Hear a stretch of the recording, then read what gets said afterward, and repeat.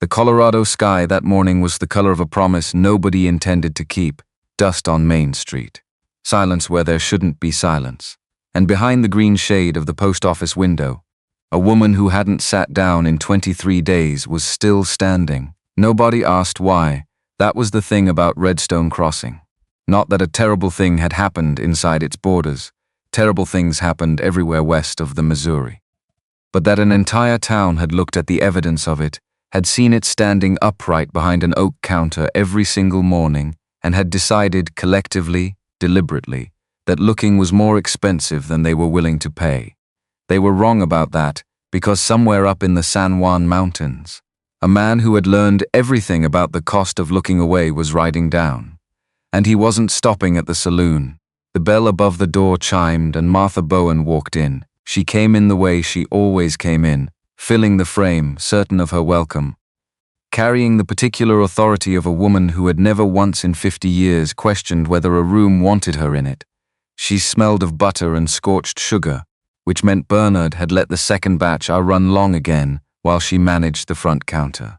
She moved to the parcel shelf without greeting and ran one finger along the wooden lip. Rose Callaway watched her from behind the oak counter and kept her hands flat on the surface and kept her face arranged into the expression she had been practicing for 23 days. The expression that said, "Everything is manageable." The expression that said, "I am the postmistress and this is my post office and I am standing here because I choose to stand here and not for any other reason." The counter was white oak, a single slab her father had hauled down from the northern pass on a borrowed mule the year before she was born. He'd mentioned it to customers for 3 years after the fact, proud of it in the way of a man who'd built something with his own effort and wanted the building to be known. The grain ran diagonal, left to right, and Rose had memorized every inch of it across the past 3 weeks. The place near the left edge worn smooth by her father's habit of resting his forearms there while he talked. The knot near the center sanded flush and stained to match. Imperfect if you looked close and seamless if you didn't. She looked close at everything now. It was the one skill the past 23 days had refined. "You look like something left out in weather," Martha said, lifting her parcel and settling it under one arm. "Customers are going to start worrying." Rose kept her voice level. "Good morning, Mrs. Bowen, I mean it. You've got circles that weren't there 2 months ago, and you're holding yourself like your back went out." A pause, the particular pause of someone who believes they are delivering a kindness. Doc Taft said it was a fall. Riding accidents heal. You push through the stiffness and it passes. Your father never made a spectacle of his discomfort, and neither should you. Here was the thing about cruelty dressed as advice. It required no malice to land precisely. Martha Bowen was not a cruel woman by any ordinary measure. She loved her husband, she made excellent bread. She'd sent food to every bereaved family in Redstone Crossing for 20 years. The cruelty was incidental, a side effect of the real thing she was doing, which was protecting herself from the version of events that would require her to act. Rose had understood this by day 4. Understanding it had not made the 23 days shorter. "Thank you for stopping in," Rose said. "Your father would have wanted you to keep things professional. He was always so. Have a good morning, Mrs. Bowen." A beat of silence that contained several things. Then the bell chimed and she was gone, and the dust settled into the particular stillness of a Thursday morning in a post office that had seen too much of it lately. Rose stood at the counter and breathed in through her nose until the thing climbing her throat went back down where she'd been keeping it for 23 days. Not crying, not here, not in front of customers, not for an audience that needed to feel better about walking past. She'd made that rule on day 2 and she'd kept it every day since, and she was going to keep it today. She pressed her palms to the oak and let the grain anchor her and thought about what was true. What was true? The pain had moved from sharp and immediate into something deeper and more structural around day 11. The kind of ache that stopped announcing itself and became the architecture of every waking hour. She had not slept in any meaningful sense since the Thursday afternoon at Miller's Creek. She had not sat down. What was also true? She was still here. The post office was still open. The chits were filed and the correspondence was sorted, and the telegraph key was operational. and every function of a federal postal station was being executed correctly by a woman who had been standing upright through damage that Doc Warren Taft had looked at directly and then chosen to misrecord. She knew what she was doing by continuing to come in each morning. She was refusing to become the abandoned building that Doyle Cole needed her to become. She was keeping the light on. It was not enough, and it was everything she had, and she was doing it anyway. The outgoing tray held one item, a parcel she'd been trying to send to her father's cousin in Cheyenne for 4 days. She'd written the accompanying letter 3 times. Each time her hand had shaken too badly to finish. The third attempt, 2 nights ago, had made it to half a page before the tremor had become too pronounced to produce legible script. She'd folded it and sealed it and told herself she'd try again in the morning. And then the morning had come, and there were customers. There were always customers. The post office was the one building in Redstone Crossing that everyone needed eventually, regardless of their position on the matter of what had happened at Miller's Creek. She was lifting the parcel to check the address label when the bell above the door chimed again. The man who came in was not a regular. Rose clocked this before she'd fully turned. 450 residents in Redstone Crossing, plus the transient population of miners and drovers cycling through the canyon camps. And she knew the regulars with the automatic recognition of a woman who had been sorting their mail since she was 15. This man registered as absence, the absence of the familiarity that attached to everyone else who came through that door. He was large in the structural way of mountains, not aggressively but load-bearingly, built for sustained effort rather than display. Buckskin that had been patched at the left shoulder with slightly mismatched thread, which meant he did his own repairs, which meant he lived where seamstresses were theoretical. A coat of cured fur, heavy enough for altitude.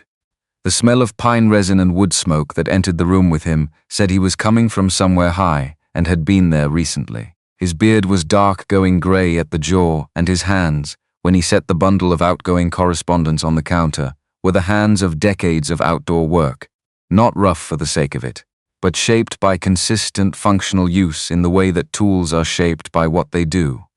He didn't look at her immediately. She noticed that with the attention she'd been giving to everything lately. Most men coming to the counter especially eye contact first as a matter of transaction. This man looked at the bundle he'd set down, then at the telegraph coordinates list beside it, then at the service board above her head. He was orienting to the space before he addressed its occupant. It was a courtesy she hadn't encountered in a while, the specific courtesy of someone who understood that attention, uninvited, was a form of pressure. "Need these sent to Denver," he said. His voice resonated at a frequency that vibrated in the oak counter rather than projecting into the air. Telegraph coordinates are on the list. Letters go to the commercial address at the top. Rose reached for the coordination list. The movement required her to shift her weight off the right hip, which she'd been favoring since early morning, and redistribute to the left, which was further along in its damage and more reactive to transitions. The spasm that arrived through her lower back was not, by the scale of what she'd been managing, exceptional, but it arrived at the exact moment her fingers closed on the paper, and her grip went unreliable, and she caught herself on the side of the telegraph machine with more weight than she'd intended, and the sound of it, the dull contact of a body against brass, was apparently enough. The man's eyes moved to her. Not with the particular quality of the Redstone Crossing gaze she'd learned to categorize. Not the deliberate non-looking of people who knew something, and were committed to not engaging with their knowledge.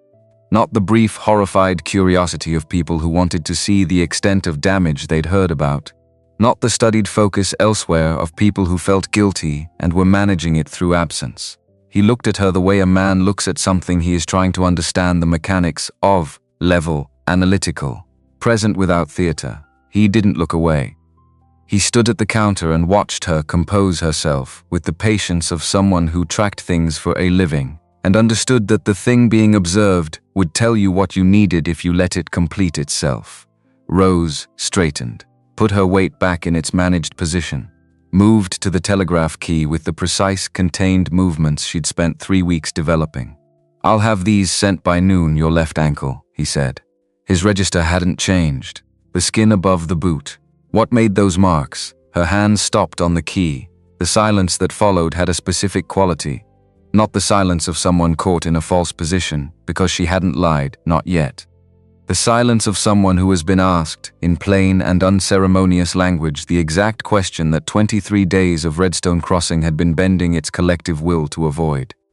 "A riding accident," she said, "several weeks ago. Doc Taft recorded it as a fall. I've dealt with riding accidents." He settled his forearms on the counter, and she was aware of his weight shifting, the sense of someone with no particular schedule and no apparent anxiety about how long this took. "I've seen men thrown from Greenbroke horses, dragged when a boot caught a stirrup, falls on rock, falls in water, falls onto fence posts at speed. A riding accident breaks bones above the waist, dislocates a shoulder, concusses.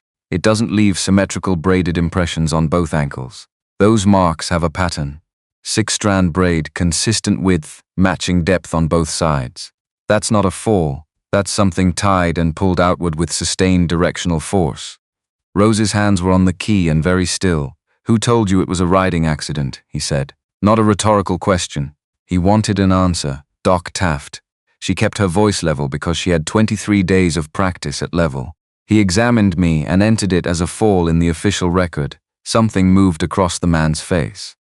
Not surprise. He didn't look like a man to whom surprise happened easily, but the specific settling of a suspicion becoming a confirmed fact, a thing almost known completing itself.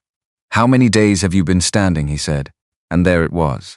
The question shaped exactly right, in exactly that tone of flat and complete sincerity, arriving after 23 days of every person in this town asking everything except that. The architecture of the wall she'd built gave way not with drama, but with the quiet internal collapse of something that had been holding too long and was suddenly presented with an opening. 23, Rose said. "I can't sit." Since, she stopped, then started again from a different place. Since the accident. "Sitting is not possible." He was quiet for a moment, then, "My name is Samuel Briggs. I come down from the sand dunes twice a year for trade. I don't drink in the Cole family's saloon. I don't carry debts in this town. I have no obligations here that would require me to look away from what I'm looking at, Mr. Briggs. Tell me who did this." The thing she'd kept below her throat for 23 days was moving. She could feel it the way you feel weather shifting before the clouds arrive. A pressure change, the air going dense with something imminent. She'd told the true version exactly once, in Doc Taft's examination room, and Taft had heard every word and then looked at the man in the doorway and made his choice. "Even if I told you," she said, "you'd be walking into something you don't understand the shape of. The man who did this is Harland Cole. His father is Mayor Doyle Cole, who has run this town for 30 years. Doc Taft works for the mayor's interests. Deputy Lyle Marsh works for the mayor's interests. I filed a report on day 3 and it disappeared before nightfall." She looked at him steadily. "If I say the name out loud again in this building and it gets back to Doyle Cole, he'll move on the mortgage language he's been holding over this property for 2 years. There's an abandonment clause. If the postal designation lapses because the postmistress is discredited or gone, the building reverts to county jurisdiction. Which means it reverts to Cole." Samuel Briggs looked around the interior of the post office, with the same methodical attention he'd brought to everything since he'd walked in. The counter, the cubbies, the service board, the telegraph key, the door to the back room. Then he looked at her. "Lock the door," he said. Rose looked at him. "I'm not asking you to trust me," he said. "I'm asking you to give me 10 minutes in a room where nobody can walk in and require you to perform being functional while I try to understand what you're actually dealing with. After 10 minutes, if you want me gone, I'll go. But I need to see what you're carrying, and I need you to not have to manage an audience while I'm doing it." Outside, the stamp mill at the canyon mouth was running its morning rhythm. The sound of it had been the background frequency of her entire life. Low, mechanical, indifferent. Boots on the boardwalk outside. A horse being led past. A door opening somewhere down the street. Redstone Crossing conducting its Thursday morning with the same unconcerned industry it had been conducting every morning for the 23 days since Miller's Creek. Rose walked to the front door and turned the lock. She pulled the green shade down over the window glass, and the light in the room went amber and indirect. And something about the removal of the street-facing exposure, the sense of no longer being visible to everyone passing, made her aware for the first time of how much energy she'd been spending on being visible in the correct way. Being seen standing, Being seen functional. Being seen not requiring anything of anyone who might then have to decide whether to give it. She was very tired of that particular expenditure. Back room, Samuel said. He'd moved around the counter while she was at the door. She'd let him past without fully registering the decision. He was in the doorway to the small back room, looking at the supply arrangement. There's a stack of mail sacks. Lean over them at the angle the stack creates. It'll take the weight off your legs without putting pressure on your lower back. She looked at the mail sacks. She saw immediately what he meant. The slight angle of the stack would let her lean forward with her upper body supported, spine decompressed, the vertical load distributed differently than standing or sitting produced. It was a third option. She hadn't known there was a third option. For 23 days there had been standing, which was survivable, and sitting, which was not, and the binary had been the whole world. The existence of a third position, identified in 40 seconds by a man who'd been in the building for less than 5 minutes was, she didn't have a word for it. Something. She moved to the sacks and positioned herself as he'd described. The shift was immediate, not comfortable. She was not comfortable. She was a person with a significant amount of damage, and that wasn't resolving in an afternoon, but different from standing. The particular grinding taxation of standing upright against wounds that needed horizontal rest was interrupted, and the interruption was enough to make her aware of how long it had been since she'd been interrupted. Samuel pulled her father's old chair from the corner and sat in it, not close. The correct distance, tell me, he said, so she told him. She told him about the creek trail and the Thursday afternoon and the lariat. She told him about the shale. The particular quality of Colorado shale that looks smooth at distance and reveals its edges only on contact, the way the geological record of what happened was written in the parallel gouges across her lower back and hips. She told him about the distance, approximately 400 meters from where the ground changed color to where Harland Cole had cut her loose, laughing as he rode away. She told him about the 2 miles back to town and the hour it took because she'd had to stop every 100 yards and wait for the whiteout to clear. She told him about Doc Taft's examination room and the man standing in the doorway with a leather satchel on the floor beside him, and the sound the satchel made when Doyle Cole picked it up to leave. The dull clink of silver shifting against leather, a sound she'd been hearing in the quiet hours of every night since. Samuel didn't offer sounds of sympathy while she talked. He didn't reframe, redirect, or perform empathy. He listened the way a man listens when he's building something from the information, rather than deciding how to feel about it. And after a while she understood that was what she'd needed for 23 days, without having the words for it. Not pity, which required her to be a victim. Not outrage on her behalf, which required her to be grateful for it. A witness. Someone paying attention to the true account and treating it as sufficient. When she finished, he was quiet for several seconds. Then he stood up, went to the supply shelf, and looked through the small medicine kit she kept there. Set it aside. He told her what he was going to do before he did it.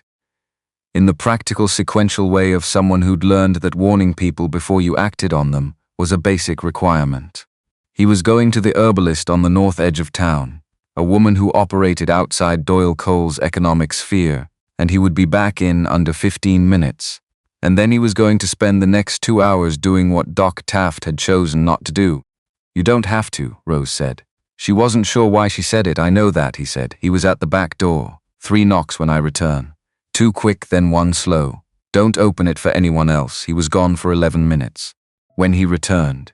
2 quick, 1 slow, exactly as stated. He carried a canvas bag with the unhurried purposefulness of someone who'd solved the logistics before anyone had thought to worry about them. He laid out what he'd brought on the supply shelf. Clean linen in generous lengths, a bottle of rye whiskey at sufficient proof, dried yarrow, dried usnaliken, a small batch of pine pitch mixed with raw honey that smelled of sap and something darker beneath it. He explained each item without dramatics. The whisk for initial cleaning, the usnea for its antimicrobial action against the kind of contamination that wounds carried after 3 weeks, the yarrow to manage bleeding during the cleaning process, the pine pitch mixture to seal and protect once the tissue was clean. He was describing field medicine, and he described it the way someone describes weather, as information about conditions rather than a performance of knowledge. This will hurt, he said. The whiskey especially. First application is the worst. There's a mail-sorting strap on that shelf that would serve if you need something to bite down on. She found the strap. Thick leather, worn soft by years of her father's handling. She held it in both hands while Samuel worked. He worked with the efficiency and the particular gentleness of someone who had learned both from necessity rather than instruction. Not gentle in the way of deliberate care, but gentle in the way of someone who understood that pain had costs and didn't add to it without reason. He told her what he was finding as he found it, the condition of the tissue, the places where healing had begun in good faith, and the places where contamination had interrupted it. He described things not to share them, but because she was present and deserved to know what was happening in her own body, and that quality, the assumption that she was entitled to the information, was different enough from Doc Taft's practiced incuriosity that she registered it as a distinct category of treatment.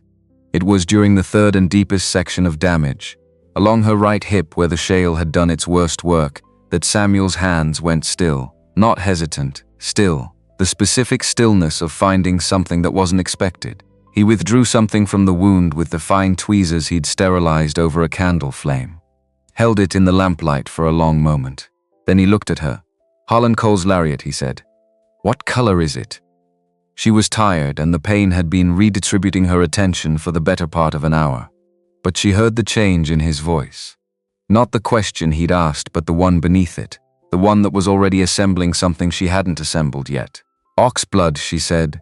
"Dark reddish-brown. He talked about it at the 4th of July social, had it made by a saddler in Denver. He said you couldn't get that particular dye west of Kansas City." Samuel held up the thing he'd removed. A fragment of braided rawhide less than an inch long, the color of old blood, deep and distinctive and utterly identifiable. It had been inside her for 23 days, because Doc Taft had looked at the wound and chosen to leave it there. The silence in the back room was a different kind of silence than anything that had preceded it. Rose looked at that small piece of material in Samuel's hand and understood that it was not just evidence. It was the literal embodiment of the choice that had been made, the choice to leave something inside a person to protect the person who'd put it there. That choice, that precise and deliberate leaving, was now extracted and sitting in clean lamplight in the palm of a man who had no debt to Doyle Cole. Samuel folded the fragment into a piece of clean linen and put it in the breast pocket of his coat with the care of someone handling something they intended to keep track of. Then he went back to work. He finished the cleaning. Applied the Usna poultice to the areas of deepest concern, packing it carefully. Spread the pine pitch mixture as a barrier over the wounds that needed sealing. Bound her with clean linen in long, careful strips that distributed pressure without concentrating it. Every step explained, every action preceded by information about why. Why? When he was done, he told her she could lie down on her side on the cot, not sit. Lie, and the position would give her something she hadn't had since Miller's Creek. Rose lay down on her side. The relief was not subtle, and she didn't try to manage it into something smaller. The particular grinding taxation of 23 days of standing against wounds that needed horizontal rest released all at once, and she pressed her face into the thin pillow on the cot and let the shaking happen because Samuel had turned his back to restore the supply shelf to order, and she had, by any reasonable accounting, earned this. When it stopped, he was sitting in her father's chair again. He'd returned it to its original position in the corner. She hadn't mentioned where it normally lived, but he'd reconstructed it correctly from context. She noticed that, "They're not going to stop," he said. "I know, the post office is the target. Not just you, the property. Tell me about the designation." She turned her head to look at him. "How much do you know about federal postal law?" "Enough. I was a federal Army scout for 9 years. I know where local authority ends and federal jurisdiction begins. And I know that the gap between them is where men like Doyle Cole have been operating their whole careers." He looked at her steadily. "The designation," she told him. "The federal charter. The mortgage clause Doyle Cole had been holding for 2 years, waiting for leverage sufficient to use it. The abandonment provision that triggered if the postmistress vacated or was rendered non-functional. The specific machinery of the trap. Not for crude, not violent, but architectural. Built from legal language by a man who understood that the most durable kind of power was the kind you could claim you hadn't exercised. They can't compel you to sign, and they can't take the property while you're occupying it under federal designation, Samuel said. So they need you to leave voluntarily. Discrediting you accomplishes the same thing. If the record shows a woman making unfounded claims, unstable, unreliable, the land office in Denver defaults to the local authorities' account when the title is reviewed. That's been the strategy from day one, Rose said. Not take it, make me leave it. Which is why you're not leaving it, Samuel said. Not encouragement, not a speech about strength or character. Just the flat statement of a fact that had already been decided, delivered at the same register as everything else he said, as information about conditions rather than motivation. There's a U.S. Marshal named Reed Carver working out of Denver. I know him from my time with the Federal Army. He's dealt with 3 land fraud cases in Colorado in the past 2 years, and he doesn't belong to anyone's economic interests. He paused. If we send him a telegram from your federal key, from the postmistress, using the official routing, with the physical evidence we now have, and a signed medical statement from Taft, he will come. Doc Taft won't sign anything. He will, Samuel said. By the time I've finished speaking with him, Rose looked at him. Not with doubt, exactly. She'd watched this man work for the past 2 hours, and she understood that his certainty was not performance, it was assessment. He was describing what he expected to find, the way he'd described the medicine before he used it. He has a son, she said. They hold leverage over his son. That's how they kept him compliant, I know, Samuel said. And I'm going to explain to him what that leverage is worth when Reed Carver walks into Redstone Crossing with federal authority. He stood up. Stay here. Bar the back door. 2 quick, 1 slow when I return. He was at the door when the heavy knocking struck the front of the building. 3 blows, deliberate. The particular cadence of someone using the knock itself as a message before the door opened. Deputy Lyle Marsh's voice came through the wood and the green shade. Rose Callaway. Mayor Vane wants to know why this office is closed during posted hours. There's a man on the premises and the mayor considers that a matter of public concern. Open this door. Rose looked at Samuel. Samuel was already moving toward the front room. He looked back at her once, not reassurance, not bravado. Just, stay there. I have this, the same quality of information about conditions. She heard the deadbolt release, the door swing open, Marsh beginning his prepared statement, and then Samuel's voice and the sound of the following 4 seconds, which were brief and conclusive, and apparently educational for everyone involved. Deputy Lyle Marsh had not, in 11 years of wearing a badge in Redstone Crossing, been lifted off the ground by another man's grip on his lapels. He discovered, in the approximately 4 seconds the experience lasted, that it was worse than he would have imagined. Not primarily the physical aspect, though that was its own lesson, but the public aspect. The sound of it traveling down the street, the heads turning on the boardwalk. The woman outside the dry goods store with a basket who stopped walking and simply watched, which meant that by supper time this story would be in every household in Redstone Crossing. And none of those versions would include the phrase, Lyle Marsh handled the situation. Samuel had moved the way certain things move, loaded, contained, and then not contained, the whole sequence complete before anyone had time to process it was happening. He'd opened the door, and Marsh had started his statement, and somewhere in the gap between the 2nd and 5th word of that statement, Marsh had found himself at an altitude that was not natural to him. Looking at the street from a man's face at a distance of approximately 3 inches, the 2 men Marsh had brought, Cutter and the one they called Pidge, made the assessments available to them and arrived at identical conclusions by separate routes. Cutter's hand started toward his holster and stopped there, resting on the grip without completing any further motion. Pidge took 1 step backward and became very still. The post office operates under federal charter, Samuel said, at his normal register, the register of a man discussing logistics. The postmistress is a federal employee and the building is federal property. If Mayor Cole has a concern about operations here, he can address it in writing to the United States Postal Service regional office in Denver. Their response time runs to 6 or 8 weeks, a pause that wasn't long enough to be comfortable. Tell him that. Those exact words. Marsh found the boardwalk again. He looked at his own hand on the holster grip. He looked at Cutter, who had developed an intense interest in the middle distance. He looked at Samuel, who was standing in the open doorway with the canvas bag over one shoulder and the expression of a man who had completed a task and was waiting to identify the next one. You don't know what you're stepping into, Marsh said. Because 11 years of the badge required something. I know exactly what I'm stepping into, Samuel said, the same way he'd said everything else. Not raised, not sharp, not performing. Just the information, at the velocity it required. That's why I'm stepping into it. Marsh left, Cutter left. Pidge, having technically never fully arrived, completed his departure. Samuel stood in the doorway for a moment longer, watching the street resume its ordinary presentation. The woman with the basket had moved on, but slowly and not without looking back.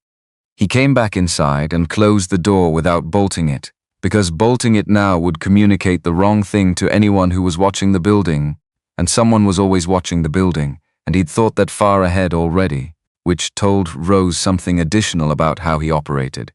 He came to the back room doorway, looked at her. Marsh is going to the saloon to report, he said, which means Cole knows about this morning within the hour.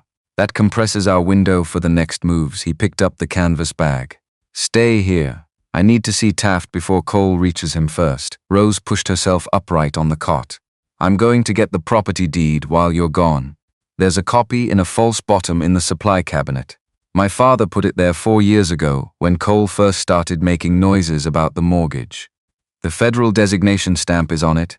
Samuel paused, looked at her with a slight recalibration, not surprise but the update of an assessment. Good, get it, keep it on your person. He was at the door, 2 quick, 1 slow, then he was gone, and Rose was alone in the back room of her father's post office on a Thursday morning in August 1881, and for the first time in 23 days she was lying down, and the wounds on her body were clean, and the fragment of oxblood lariat was in a man's breast pocket and not in her hip, and the specific helplessness that had been the architecture of every previous day was not the same as it had been an hour ago. She got up, retrieved the deed from the false bottom of the supply cabinet where her father had hidden it with the quiet foresight of a man who'd watched Doyle Cole long enough to understand what he was eventually going to do. The federal designation stamp was in the upper right corner, clear and official, and belonging to a jurisdiction that Doyle Cole had no jurisdiction over. She folded it and put it in the interior pocket of her coat. Then she sat down on the edge of her father's chair and waited. She wasn't good at waiting. She'd been waiting for 23 days, and she hadn't gotten better at it. She'd just gotten practiced at filling the waiting with the work of staying upright and functional. Now that she could sit, now that the most immediate physical crisis had been interrupted, the waiting had a different texture, not endurance but anticipation, which was harder in some ways because anticipation required her to believe in the possibility of a different outcome, and 23 days had made belief expensive. She believed anyway. She couldn't entirely explain why. Something in the way Samuel Briggs had looked at her ankle and asked his technical question with no theater in it whatsoever. Something in the way he'd put the lariat fragment in his pocket. 14 minutes after he left, the 2 quick 1 slow knock came at the back door. He came in carrying a signed document. Rose could see it in his face before he said anything. The slight compression of something that had been effortful resolving into completion. He set the canvas bag on the supply shelf and produced the folded paper from his interior pocket and laid it on the counter, and she picked it up and read it. Look, Warren Taft's handwriting, 11 minutes worth. His professional assessment, the condition of the tissue, the nature of the injuries, the presence of the foreign material, the lariat fragment that he had identified during examination and not removed, the notation in plain medical language, that the injuries were entirely consistent with being dragged by an animal at speed over rocky terrain and entirely inconsistent with a fall from a stationary or moving horse. His signature, the date of the original examination, the date of this statement. She read it twice, then she folded it and held it. His son, she said. His son borrowed against a land claim 2 years ago, Samuel said. The collateral was Taft's practice. Doyle Cole has been holding the note. I explained to him that Cole's leverage over the note only functions as long as Cole has local authority, and that Reed Carver's arrival changes the nature of every financial instrument Doyle Cole currently holds as a weapon. He paused. I also explained what he'd become if Rose Callaway died from a preventable infection while he held evidence of the attack in his filing cabinet. What did he say? He picked up the pen. The morning outside the post office was moving into its middle hours. the particular quality of light that came through the shade around 11 o'clock, warm and established, the day committed to itself. Rose thought about what she was holding, the lariat fragment in Samuel's pocket, Taft's signed statement in her hands, the deed in her coat. "There's something else," Samuel said. He told her about Jesse Harding, 14 years old, livery work since he was 10. Had been at the edge of the road when Rose came back through town that Thursday evening, had tried to help, had been stopped by Harlan Cole's instruction. Had kept quiet since because the Cole family boarded 4 horses at his father's livery, and the arithmetic of intervention was not survivable for a 14-year-old who'd been told it wasn't his business.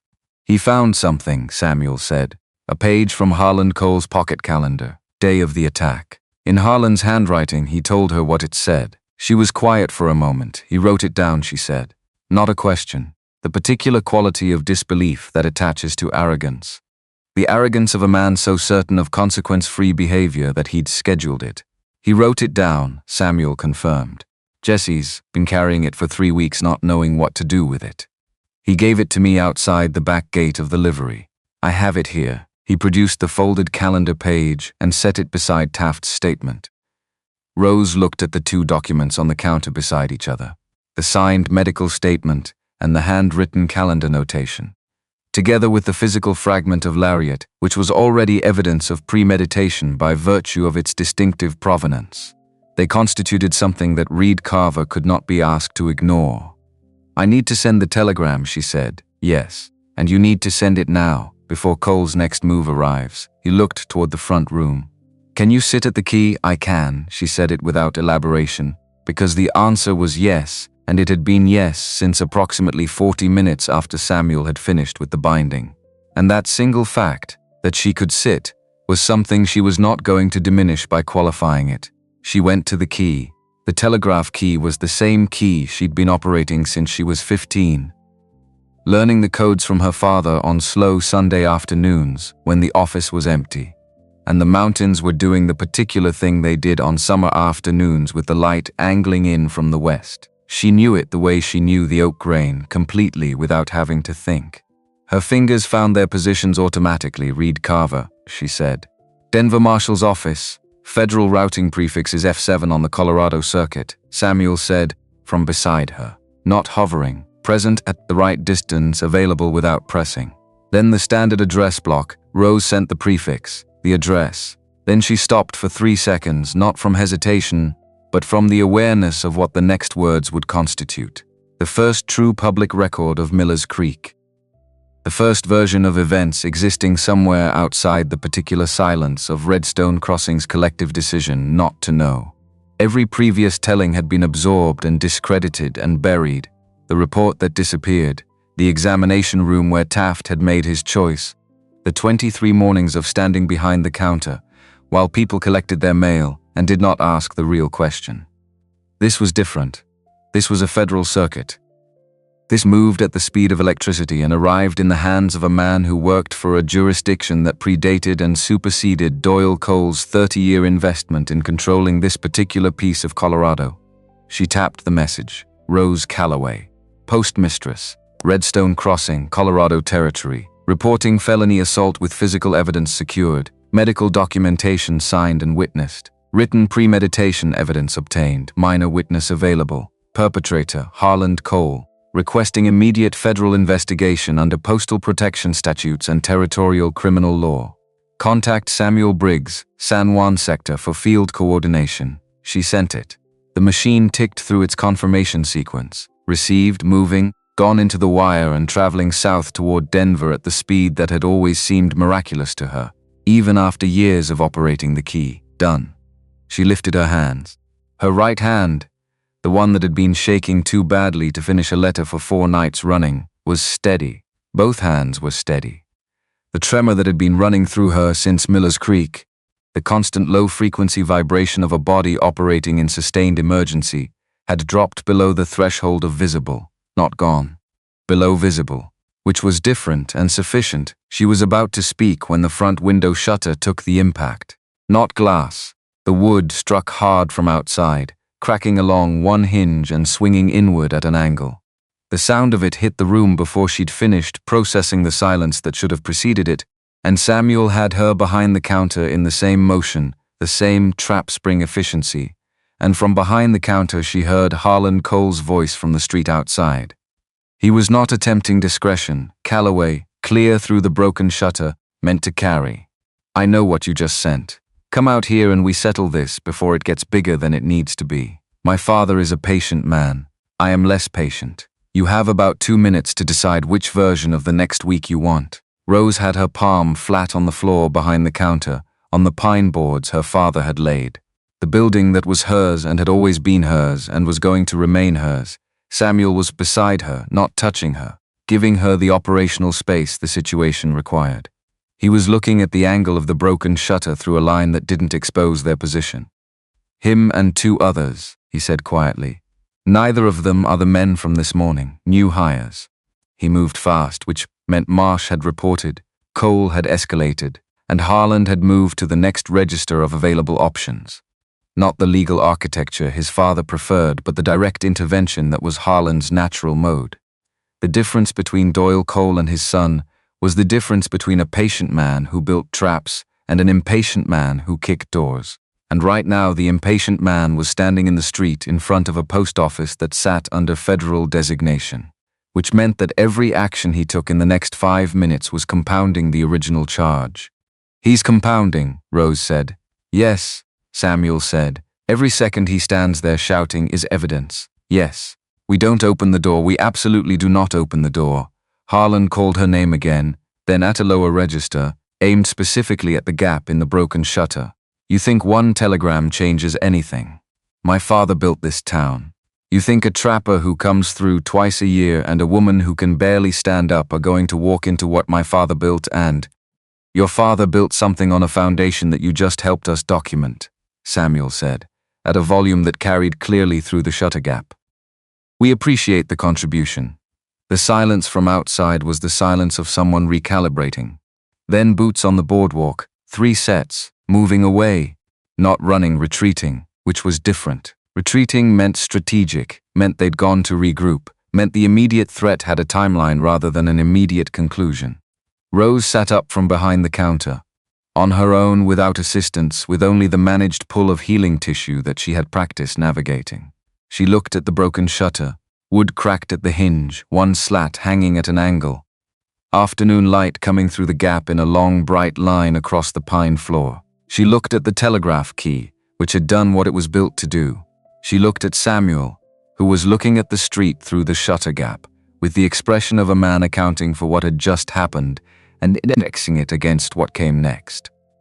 We need to leave tonight, he said, without turning. Not because we've lost this ground, we've gained it. Because holding it requires being somewhere they can't reach us while Carver makes his way here.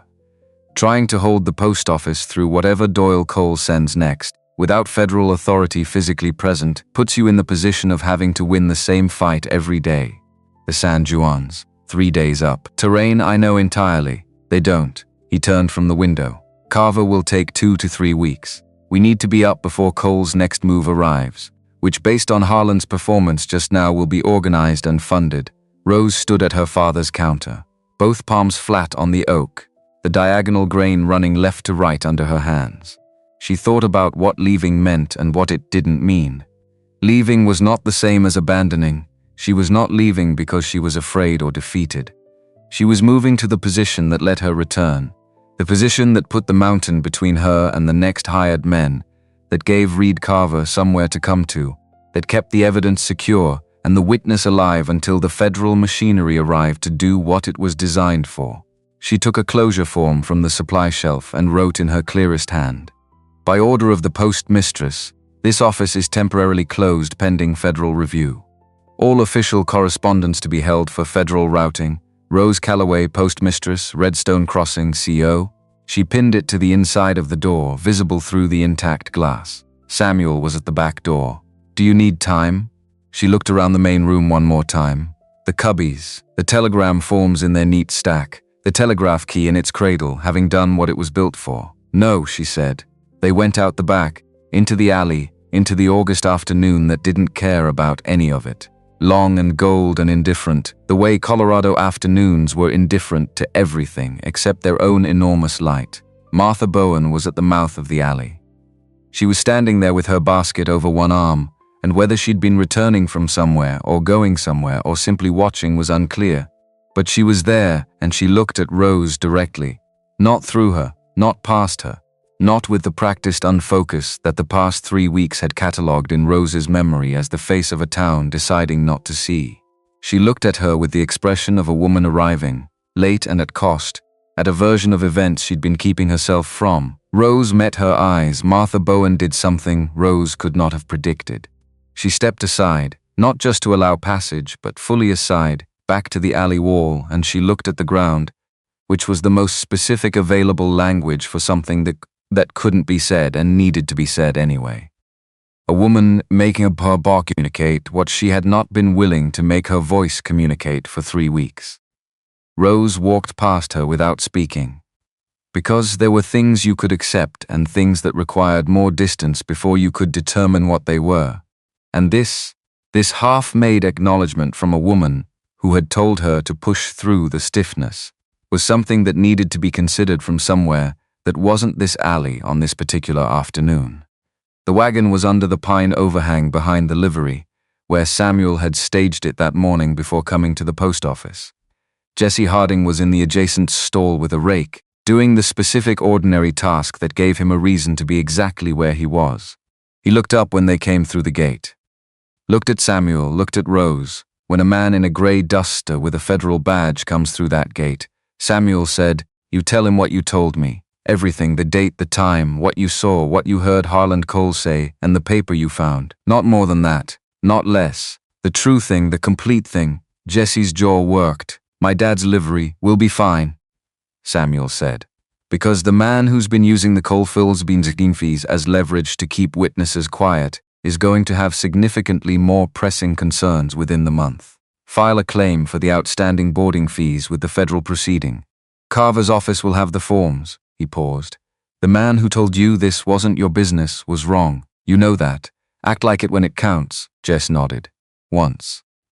With the posture of someone deciding something, they drove out the back of the livery, north on the service road that ran parallel to Main Street before cutting west toward the canyon mouth and the long grade up into the San Juan Mountains. Redstone Crossing fell behind them in stages, the stamp mill's sound diminishing by degrees, the smell of coal smoke thinning, the density of human settlement giving way to rock and pine, and the high blue sky of a Colorado August that didn't know or care what had happened in it. Rose sat in the wagon bed on the arrangement of bare pelts. Samuel had positioned to distribute weight away from the damaged areas. She watched the town shrink in the afternoon light. She thought about the telegram moving through the circuit toward Denver, about the signed statement in Samuel's breast pocket, about Jesse Harding in the livery with his rake deciding. She thought about her father's chair in the back room, the one Samuel had returned to its correct position without being told where it went. She thought about the counter, the oak grain running left to right, the knot stained to match. She'd come back to it. That wasn't a hope or an intention. It was the fact of the matter, the thing that had already been established, and she was moving through the steps that led to it. The mountains got larger as the town got smaller. That was the mathematics of perspective, simple, obvious, and entirely different to experience from inside than to understand from outside it. She was inside it now, and the difference was the whole thing. "Sleep if you can," Samuel said from the front of the wagon. "I haven't slept properly in 23 days. You have binding and cleared wounds and you're not standing," he said. "The conditions have changed. Your body knows the conditions even when your head is still running the old math." Rose lay down on her side in the bare pelts and looked at the sky above the wagon. The unreasonable blue of high altitude in late summer, the kind of blue that looked deliberately excessive, more color than the situation required. She closed her eyes. She didn't sleep. But she stopped calculating for a while, and the wagon moved through the August afternoon, and the mountains came up around them, and somewhere behind them and to the south, in the direction of Denver, a piece of information was traveling at the speed of electricity toward a man named Reed Carver, who had, by all available accounts, never once been for sale. That was enough. For right now on this road in this light, that was enough. The first day up was the hardest, and not for the reason Rose expected. She'd anticipated the physical difficulty. The grade was steep from the canyon mouth onward, the wagon working hard against the switchbacks, her body managing the motion against the new binding. She'd anticipated the altitude, the way the air thinned by increments as they climbed and made each breath a slightly more deliberate act than the one before it. She'd anticipated the cold that arrived without warning around 4,000 feet, the temperature dropping in a way that had nothing to do with the hour, just the elevation claiming its conditions. What she hadn't anticipated was the silence. Not quiet. The mountains weren't quiet. Wind through the pines made a constant shifting sound, different from low country wind, each tree audible individually rather than the collective roar of a forest below the tree line. Creek water moving over rock somewhere below the trail. The horse working against the grade, the wagon iron wheels finding the irregularities in the packed earth. The ravens moving ahead of them in stages, lifting and resettling in the canopy as the wagon passed, but underneath all of that, an absence. The absence of the stamp mill, the absence of boots on boardwalk, the absence of voices carrying between buildings and the particular acoustic texture of a human settlement conducting its business. She'd lived inside that texture her entire life, and she hadn't known she was living inside it until it was gone, and the removal of it produced something she couldn't immediately name. Not relief, not grief, but the disorientation of a removed weight, the body still compensating for a load that was no longer there. Samuel drove without commentary. He navigated the switchbacks with the ease of someone who'd made this specific ascent, enough times that his hands knew the adjustments before his mind named them. And he left her alone with the disorientation and the mountains and the thinning air, which was the correct thing to do, and she appreciated it without saying so. They camped at 6,000 feet, where the trail leveled briefly on a granite shelf before the next long grade. Samuel built a fire in the deliberate way of someone who understood fire as a system rather than an event. The structure of it, the placement, the fuel selection for sustained heat rather than quick burn. He prepared food from the dried stores in the wagon with the same systematic attention. Nothing was wasted, nothing was approximate. They ate beside the fire and the darkness came down around them with the specific quality of mountain darkness, which had more density to it than valley dark, more of the sky's actual depth present and visible. "Tell me about Alice," Rose said. He didn't stop what he was doing. He was cleaning the tin cups with a scrap of cloth, the task of someone keeping his hands occupied while his mind went somewhere else. The fire moved between them and the darkness pressed in at the edges, and the mountains were enormous and indifferent in every direction. "She was 24 when I met her," he said. "Schoolteacher in a town called Burden Creek, Wyoming. She'd grown up there, knew everyone, considered knowing everyone a form of responsibility rather than a social habit." He set the cups down. "I was 31 and I'd been scouting for the Federal Army for 9 years. And I knew terrain better than I knew people, and I'd convinced myself that was a complete way to live. That a man who could read a mountain had everything he needed." A pause. "She changed my mind about that. She thought about problems from a direction I'd never used. I thought in landscape, exits, elevations, cover, exposure. She thought in people, who needed what, who was afraid of what someone's behavior meant about the pressure they were under. Between us we could generally figure out what was happening." The fire settled. Rose was very still. 1876, Samuel said. "I was on a federal scouting assignment, gone 6 weeks. She was alone in the house we'd built outside Burden Creek." He picked up one of the cleaned cups and turned it in his hands without looking at it. "A man named Culver ran the largest cattle operation in that county. He wanted our land for water access rights. He sent men to negotiate. Negotiating didn't produce what he wanted. He sent men to do something else." A pause that had weight in it. "She went to 4 people. The county sheriff, the land office clerk, the circuit judge who came through twice a year, and the woman who'd run the boarding house since Alice was 5 years old, who had known her since before she could walk. All 4 of them chose Culver," Rose said. "All 4 of them chose Culver." He set the cup down. "She died 3 weeks later, from wounds that weren't treated because no one with the means to treat them chose to use those means. I came back from assignment to a grave marker and 4 people in that town who couldn't meet my eyes." He looked at the fire. "I spent a month trying to decide what to do with that. Then I came up here. I've been up here since. 5 years. 5 years of deciding that the calculation was simple. The higher you are, the fewer things can reach you. And the fewer things that reach you, the less you lose. He looked at her across the fire. That's not wisdom. That's just mathematics without enough variables. Rose looked at the fire between them, at the way the light moved across his face and showed the thing that was usually contained there. Not hidden, but held. The way certain kinds of knowledge are held because putting them down completely is not an available option, and carrying them requires both hands. You came back into town, she said. I come down twice a year. For supplies, a pause. I told myself that was the only reason, and now, he was quiet for long enough that she thought the question might not be one he'd answer tonight. Then, now I think a sufficient answer and a complete one are different things, and I've been confusing them for 5 years. He looked at her steadily across the fire, with the directness that had been his default since the moment he'd walked into the post office, and not looked at her immediately as a courtesy. And I think I knew that before I left Redstone Crossing this morning, and the knowing is why I'm revising the schedule. She held his gaze. The fire moved. The mountains held their positions. The darkness above them was full of stars at this altitude. More stars than the valley showed, the sky revealing its actual depth. Alice would have read every telegram, she said. Something shifted in his face. Not collapse. The adjustment of something that had been braced for impact, and found instead a different kind of contact. She would have, he said, and she would have known everyone's business within a week and managed it like it was her personal responsibility. It is everyone's responsibility, Rose said. That's what my father thought. Information is what a community is made of. Who knows what, who can be reached, who needs what. The post office isn't a building, it's the connective tissue. She looked at the fire. That's what Doyle Cole is actually trying to take, not the real estate.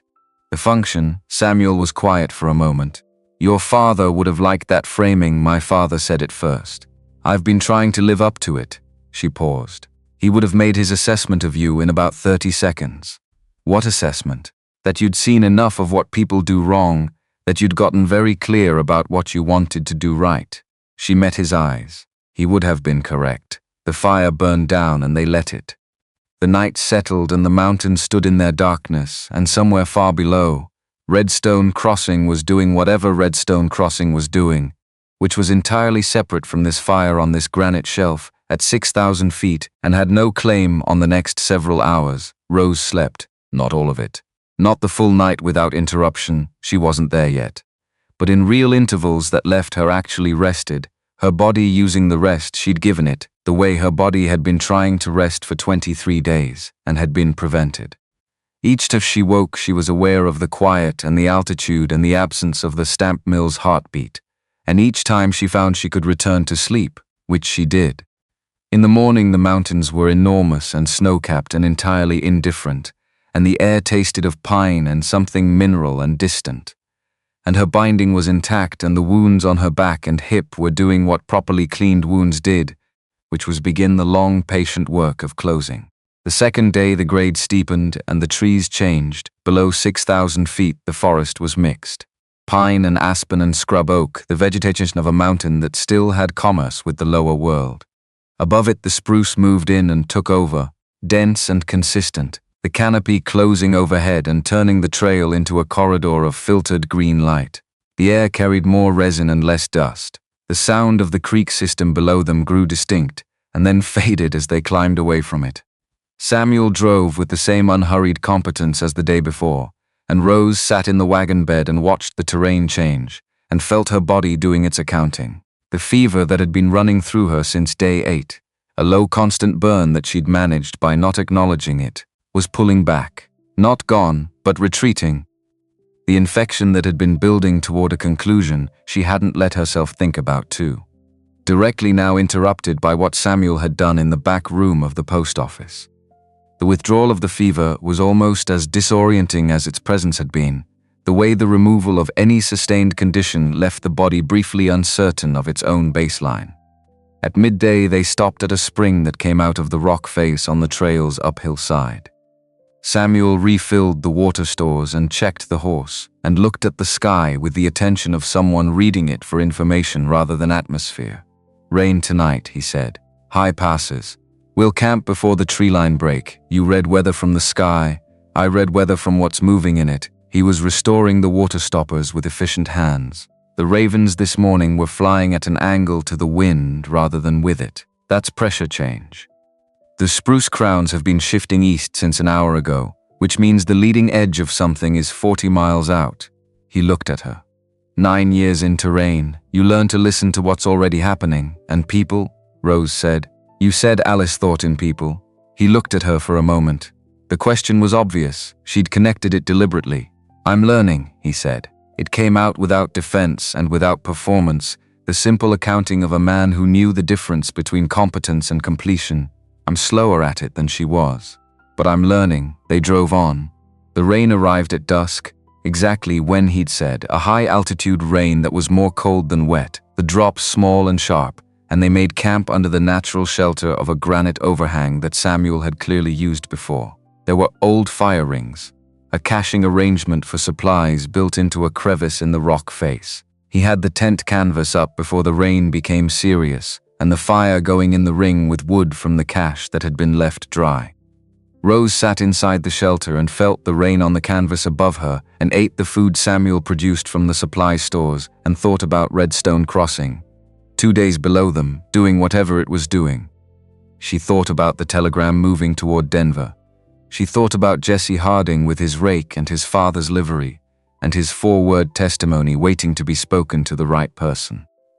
She thought about Doyle Cole sitting in the town hall with his 30 years of accumulated local power and the knowledge that the machinery he'd been running his whole career had just developed a component he hadn't manufactured and couldn't purchase. What do you think he does next, she said. Samuel was at the fire, adjusting the draft. He has 2 categories of available action. He can work through his existing legal architecture, mortgage language, property claims, official channels, and try to discredit the evidence before Carver arrives. Or he can move outside his legal architecture entirely and attempt to eliminate the evidence directly. He paused. His preference will be the legal route. That's always been his preference. It's slower, but it leaves less exposure. Another pause. Harlan's preference will be the direct route. Harland doesn't have the patience for legal architecture, so the question is which of them drives the decision. The question is how afraid Doyle Cole is. Afraid men make decisions that match their fear, not their competence. He turned from the fire. The telegram was addressed from the postmistress of a federal station using the official routing header. That's not something Doyle Cole can make disappear. He can contest it, delay it, attempt to discredit it. But he can't make it not have happened. He knows that. The question is whether knowing it makes him more careful or less. Rose thought about the sound of the leather satchel being picked up in Doc Taft's examination room, the dull clink of silver shifting against leather. A man collecting a transaction. A man accustomed to being able to purchase whatever outcome he required. Less, she said. The men who've been purchasing outcomes their whole lives. When purchasing stops working, they don't become more careful. They become more panicked. They do the thing they've always done except harder. And the thing they've always done harder is spend money on people who will take direct action. She looked at Samuel. He's going to send someone up here. Yes, Samuel said. Which is why we've spent 3 days establishing our position before they could establish theirs. She understood then, not the general shape of it, which she'd had since he'd said San Juan's. But the specific shape. The 3 days hadn't been retreat. They'd been preparation. The terrain he knew entirely. The terrain they didn't. She thought about his 9 years of reading landscape and understood that the cabin above them was not a destination but a fortification. And the 3 days of climbing were not time spent in transit but time spent in construction. How long have you been planning this? She said. Since I looked at the marks on your ankles, he said. When the problem became clear, the available solutions became clear. I don't plan differently under pressure than I do without it. I just plan faster. The rain on the canvas had a rhythm to it, steady and indifferent. Below them the mountains fell away in shelves toward the valley. Above them the pass and the ridge and the cabin that Samuel had spent 7 years building into a position. She slept again, better this time, longer. On the 3rd day they reached the cabin. It appeared in a break in the spruce at 8,000 feet on a spur ridge that offered the specific combination of shelter and visibility that a man who'd spent his career reading terrain would have identified as optimal. Dense growth on 3 sides, granite drop on the 4th, and a view down the valley that let you see movement on the access slope from a mile below. The cabin itself was hand-hewn log, tightly fitted, the roof pitched for snow load. The door hung true. There were no gaps in the walls and no decorative elements of any kind. Rose looked at it from the wagon and understood that it had been built by someone who was not building a home, but building a position. Every decision in its construction was about function, and the function was survival in terrain that other people found inhospitable. And the result was something that wasn't comfortable but was, in a specific and important way, correct inside. A sleeping platform along the north wall, a small iron stove with a good draft, a workbench along the east wall with organized tools and supply stores, a single pine chair with a rawhide seat near the stove. On a low shelf beside the sleeping platform, in the particular placement of something that had a specific non-negotiable location, was a framed photograph. A woman standing in front of rows of sunflowers, caught mid-law, the kind of laugh that required both the body and the face. The sunflowers were taller than her shoulders. She was looking at whoever held the camera with an expression of uncomplicated happiness. Rose looked at the photograph for a moment. Then she put her pack against the south wall and didn't ask about it. The first morning in the cabin, she lay on the sleeping platform on her left side and let her body do what it had been trying to do for 23 days. Not sleep, not immediately. Her system was still running the old patterns, still expecting the next thing to require management. But rest, the horizontal rest of a body that has had its wounds cleaned and bound and been given the conditions it needed, and was now, cautiously, beginning to believe the conditions might last. Samuel brought broth at midday, venison from dried stores reconstituted with snowmelt water, plain and hot and entirely sufficient. He set it on the shelf without ceremony and went to the workbench and gave her the privacy of not watching her receive it. She drank it slowly and felt the warmth go through her in layers, each one finding a different version of cold that had been living in her without full acknowledgement. "The infection is pulling back," he said from the workbench. He'd changed her binding that morning, the assessment thorough and efficient as everything he did. "The tissue has color. Another 4 days and I'll know for certain it's going in the right direction. But the indicators are good. How long total? 2 weeks for significant healing? Another week after that before you're fully mobile without managing the movement." He was sorting through the workbench tools, organizing by some logic she couldn't see from across the room. "Carver takes 2 to 3 weeks from the telegram. That puts his arrival at approximately the same time you're fully mobile, which is not a coincidence. I planned for that margin. You planned for that margin before you'd sent the telegram." "Before we'd sent it," he said. The correction was mild and matter-of-fact, not emphasizing it. Yes, the margin was part of the calculation from the start. She thought about that. About the particular quality of a mind that builds contingency into its plans before the plans are required.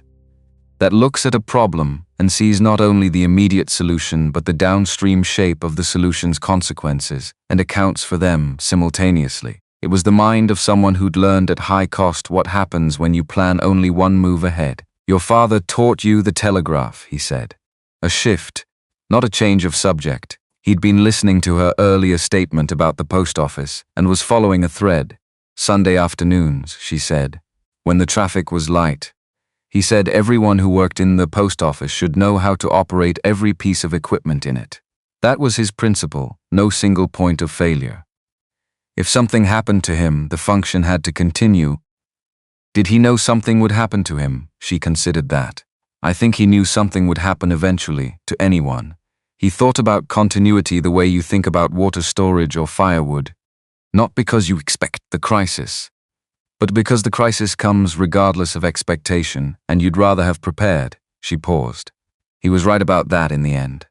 He got sick quickly and went quickly, and I was 20 and I became the postmistress because the function needed continuing and I was the one there to continue it." Samuel was quiet for a moment. Then, "He sounds like a man who built things to outlast him." "That was exactly what he was," Rose said, and the past tense of it landed with its usual weight. Not sharp anymore, just present, the way losses become present rather than acute after enough time. The counter, the false bottom cabinet. The designation he fought the land office to maintain when Cole first started making noises about the mortgage. He built each of those things knowing he might not be there to defend them himself. She looked at the ceiling. He would have built a better case than I did. He didn't get dragged through shale, Samuel said. She looked across the room at him. He was still at the workbench, not looking at her, hands moving through the tool organization with their habitual purposefulness. No, she said. He didn't. A pause. I sometimes think if I'd done something differently, on the trail, said something to Harland before that's the wrong question, Samuel said. He said it directly, no softening. The right question is what Harland Cole did, and why he was able to do it, and what made the town capable of absorbing it without consequence for 23 days. That's the question with a useful answer. He turned to look at her. What you could have done differently on a trail when a man with a rope decided to use it. That question has no useful answer, and it costs you something every time you run it. Rose was quiet. I know, she said. Then, after a moment, I know. I just haven't fully stopped running it. You will, he said. When the outcome resolves into something with a different shape, the question loses its grip. He turned back to the workbench. That's been my experience. She thought about what question he'd been running for 5 years. What shape it had taken in the long altitude winters. Whether it had lost its grip yet, or whether he still ran it in the hours before dawn. She thought she probably knew the answer, and decided not to ask it directly. On the second evening, Samuel left one bough of dried sunflowers on the shelf. She hadn't seen him gather them on the trail, but they were there, propped against the wall on the same shelf as Alice's photograph. And neither of them mentioned it. And in the morning they were still there, and they stayed there for the rest of the weeks in the cabin, the dried petals holding their color in the thin mountain air. The ravens called on the morning of the 4th day, not 1 or 2. The whole colony, erupting from the tree line on the eastern slope with the explosive alarm of birds that had been disturbed at ground level. The sound of it carrying up the ridge and arriving at the cabin before Rose had finished understanding what she was hearing. Samuel was at the window before she processed the significance. The stillness that arrived in him was not calm. She'd learned the difference over 4 days. Calm was the absence of agitation. This was something loaded and contained, the specific focused suspension of a man running rapid calculations. How long, she said. They left the tree line about a mile down the eastern approach. He was reading the angle and the sound and something she couldn't see, moving carefully. Not confident about the terrain, he looked at the light. An hour, perhaps less if they pushed the pace. How many? He looked at her directly. The scatter pattern covered 40 meters of tree line. That's a group moving in spread from 8 to 12 individuals. Organized, not a search party. He turned from the window. Cole moved faster than I expected. He must have had the men already identified before we left, which means he anticipated the possibility that we'd go to ground, which meant Doyle Cole was more afraid than Samuel had calculated, which meant he'd been less strategic and more reactive than his 30-year reputation suggested. And the reason was simple. The telegram to Reed Carver was a threat he couldn't purchase his way past. And the man who had always been able to purchase his way past everything was encountering the specific panic of a mechanism that had never failed him failing. The 3 setups, Rose said. Samuel looked at her. You've been leaving the cabin for an hour each morning, she said. Not foraging, not checking weather. You've been on the approaches. She'd watched him come back each morning with clean hands and no game, and the particular expression of a man reviewing his work. You've been setting preparations since the first day. Since before the first day, he said. I started on the second morning of the climb. Before we reached the cabin, he went to the equipment corner of the cabin, where coils of rope and 3 tools she'd noticed but not named were arranged with the same logic as everything else he organized. I built 3 setups. The eastern approach, the obvious route, the western draw, which looks like an alternative but channels into a dead end I've been improving for 3 years, and the ridge crest, which is the line a good scout would take if they'd assessed the other 2 and were looking for the tactical route. Harland would take the obvious route, Rose said. Yes, but the men he hired might advise differently, depending on their experience. I built for all 3. He picked up the first coil. Bar the door. Don't open it until 3 knocks. 2 quick, 1 slow. If something goes wrong and the knocks don't come, there's a secondary exit in the floor. the fourth board from the north wall. It opens onto a crawl space that runs under the east side and exits into the boulder field. Take the ridge line east to the next spur, follow it until the spruce clears, and there's a secondary trail to the lower canyon. You'll recognize it because I've blazed every third tree with a double cut. Nothing is going to go wrong, Rose said. No, he agreed, but if it did, you'd need to know that. She took the information and stored it the way she stored everything now, completely, without wasted effort, available when needed. How long? 2 hours at most, probably less. He had both coils over one shoulder and the tools. She could see now what they were.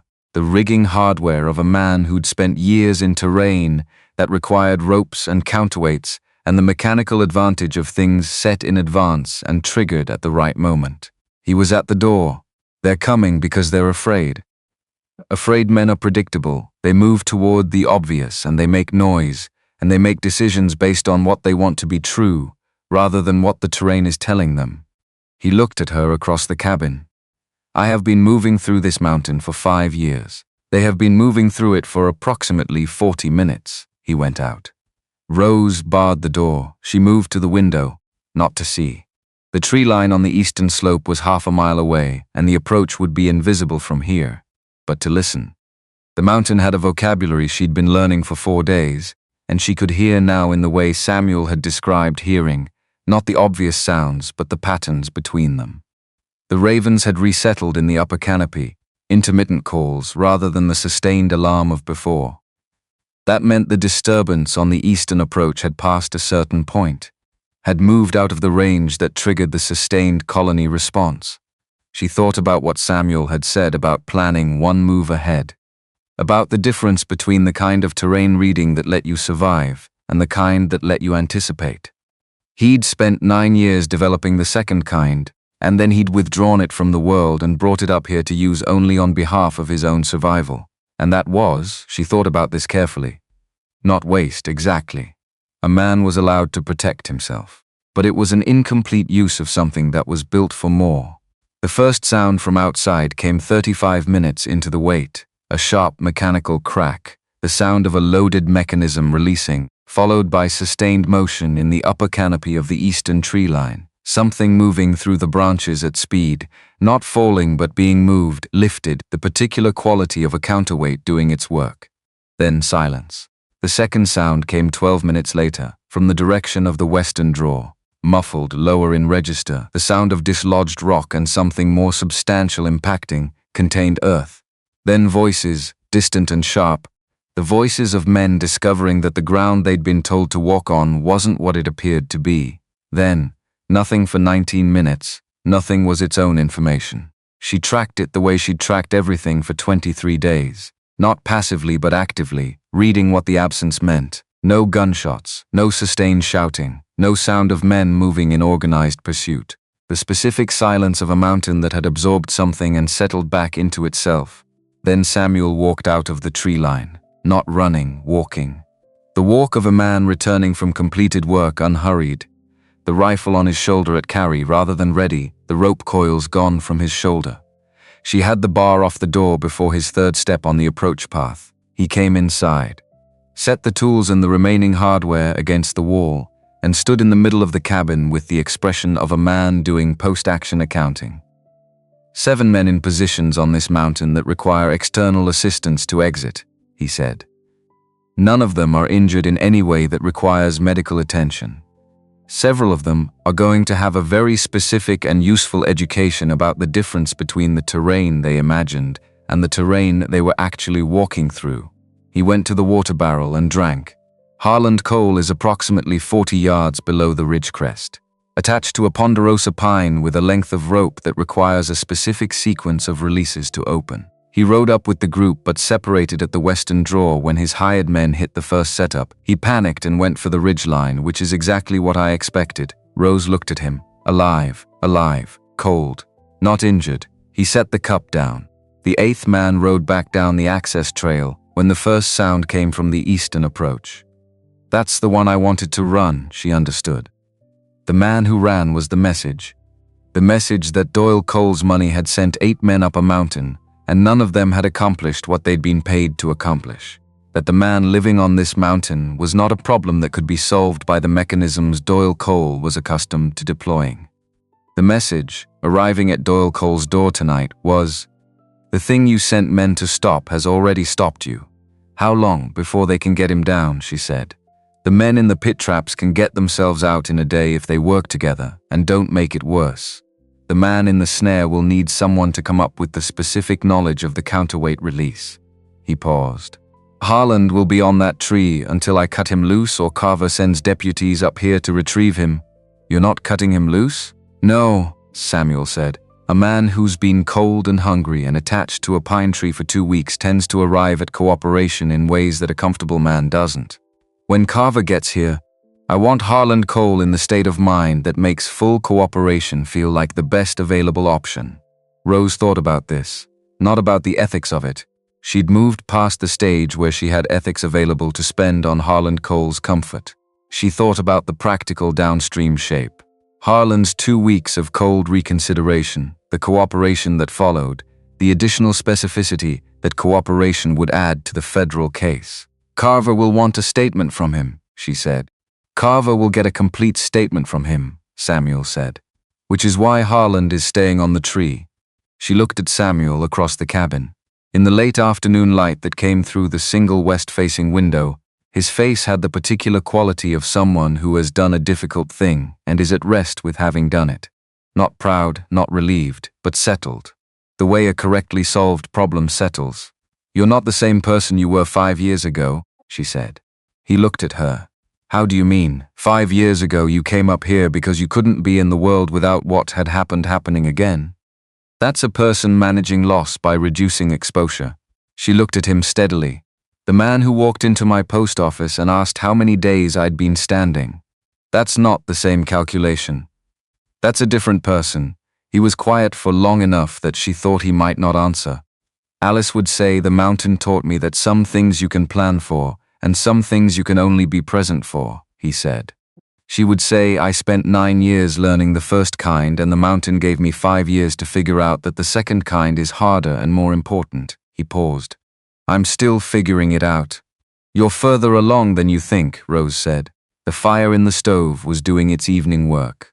Outside, the mountain was doing what mountains do in the hour before dark, settling, the sounds changing register as the temperature dropped and the birds moved to their roost positions. Somewhere on the ridge above them, Harland Cole was beginning the first evening of a very instructive 2 weeks. Below, Redstone Crossing was whatever it was without them, and 2 days south of Redstone Crossing. In Denver, Reed Carver was making his arrangements. 10 days passed. 10 days in which the mountain did what mountains do to people who are given the conditions to let it. Not comfort exactly, but the specific correction that comes from being in a place that operates by different rules than the ones that had been grinding her down. The air, the altitude, the quality of silence that wasn't absence but presence, the presence of something vast and indifferent that had been here before anyone who wanted anything from her and would be here after. Her body did its accounting in earnest. The fever withdrew completely on day 6, the last trace of it gone overnight, and she woke on day 7 with a clarity in her head that she hadn't had since July. The particular sharpness of a mind that had been running through haze for weeks suddenly operating in clean air. The wounds on her hip and lower back moved through their stages with the efficiency of properly treated tissue. The deep cleaning and the Usnea poultice had done what they were designed to do, and Samuel's daily binding changes tracked the progress with the same methodical attention he brought to everything. On day 8, she walked to the western side of the cabin without managing every step. On day 9, she walked to the viewpoint, the granite shelf that jutted from the west face of the ridge and looked straight down into the valley, a view that dropped 2,000 feet in a single unobstructed line to the floor of the Redstone Crossing basin. She stood there for a long time. From here the town was a cluster of shapes. The stamp mill stack, the grid of the main street, the church roof. The post office was too small to identify specifically, but she knew its position relative to the other buildings, and she looked at that position and felt something that she worked at understanding, not longing, not dread. Something more structural, the specific quality of a person looking at a place they've left and recognizing that the leaving and the returning are both necessary parts of the same action. You had to leave to get the elevation. You had to have the elevation to see the shape of what you were returning to. Samuel came and stood beside her. He'd been giving her the viewpoint alone each time she came to it, coming after enough time had passed that the alone was complete. "I'm going back," she said. "I know, when Carver comes. Not before, because going back before means fighting the same fight every day without the federal presence to change the ground conditions. But when Carver comes, yes," he said. She looked at the town, the people who looked away. "Some of them will be there every time I come in for their mail. Yes, I'm going to have to figure out what to do with that." "You will," he said. "Not reassurance, confirmation. The same quality as everything else," he stated. "You've already started doing it. Wait, you spoke to Martha Bowen in the alley. The way you gave Jesse Harding the forms and explained what to do with them. You're already figuring out the difference between people who looked away because they're constitutionally incapable of better, and the people who looked away because they were afraid, and haven't yet decided what to do with the shame of that." Rose thought about Edna Broff in the alley with her eyes on the ground. About the 3 people sitting in the post office waiting room on the day Harland Cole had tapped the counter and told her the deadline had moved. 3 people who'd heard everything and chosen to examine their hands. About Doc Taft with his pen, writing 11 minutes worth of truth because a man had sat across from him and named the thing he'd done and offered him a path that was narrower and harder and less comfortable than the one he'd been walking but led somewhere that the other path didn't. "Martha's bread," she said. "Did Carver's deputy actually mention it?" He mentioned it with the expression of a man who'd received several deliveries of unexplained baked goods and was uncertain about the protocol. Samuel said. Rose looked at the town below. She didn't stop when they came down from the mountain. She kept sending it, a pause. She knew we were up here. Most of the town probably knew, or could figure it. Redstone Crossing isn't large. He paused. The question is what people do with what they know. She sent bread, Rose said. It's not enough. But it's not nothing, no, Samuel said. It's not nothing. The sun was moving toward the western peaks, and the light on the granite below them was changing color. The same progression she'd watched each evening from the cabin door. The pale gold of mid-afternoon deepening toward the amber orange of approach to dusk, the shadows in the ravines going from blue to deep purple. The town below them was indifferent to the light, its shape staying constant while the color around them shifted. She thought about the dime she'd found in the bottom of the supply cabinet when she'd retrieved the deed, the one her father had left there with the deliberate absent-mindedness of a man creating a small discovery for whoever came after him. He'd done things like that. Small unannounced gifts waiting in the infrastructure of the post office, for her specifically, for whoever came after. A way of being present in a space after you were gone. She thought about what she'd leave behind in the infrastructure of the post office when she was gone.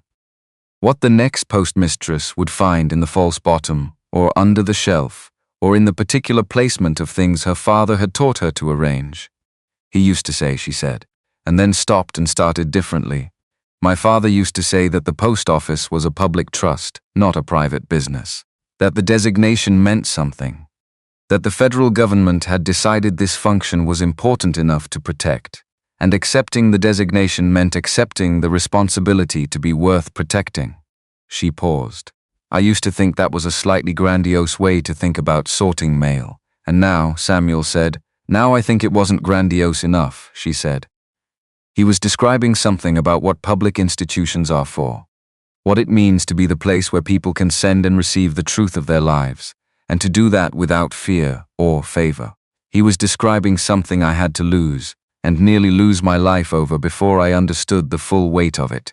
She turned from the viewpoint and walked back toward the cabin. What happens when Doyle Cole's lawyers arrive, she said. They'll arrive after Carver has secured the primary evidence and taken initial statements.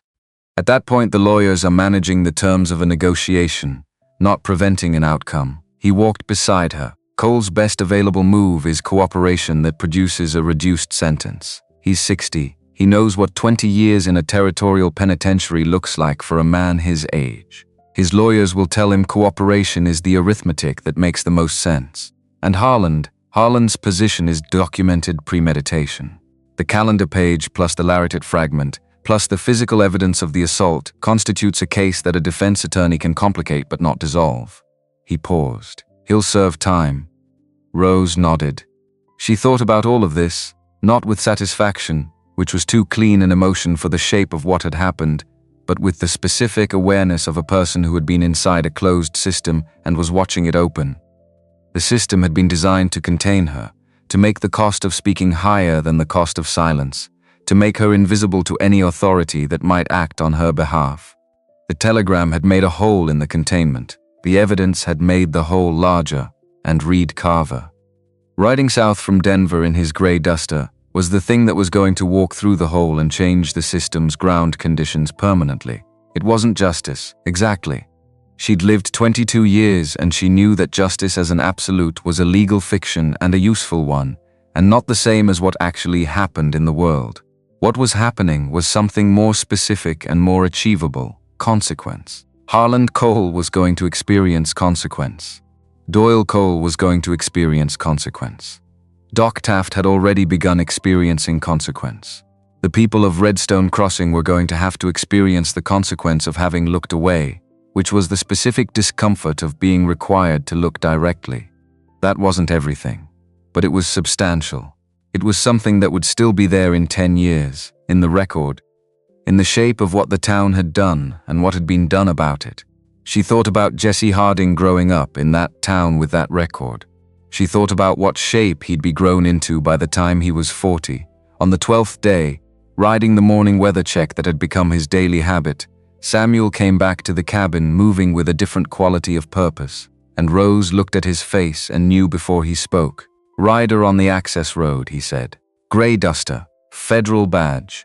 Alone was the crucial detail. Carver had come to assess before he brought his deputies into the situation, which was either caution or intelligence, and was probably both.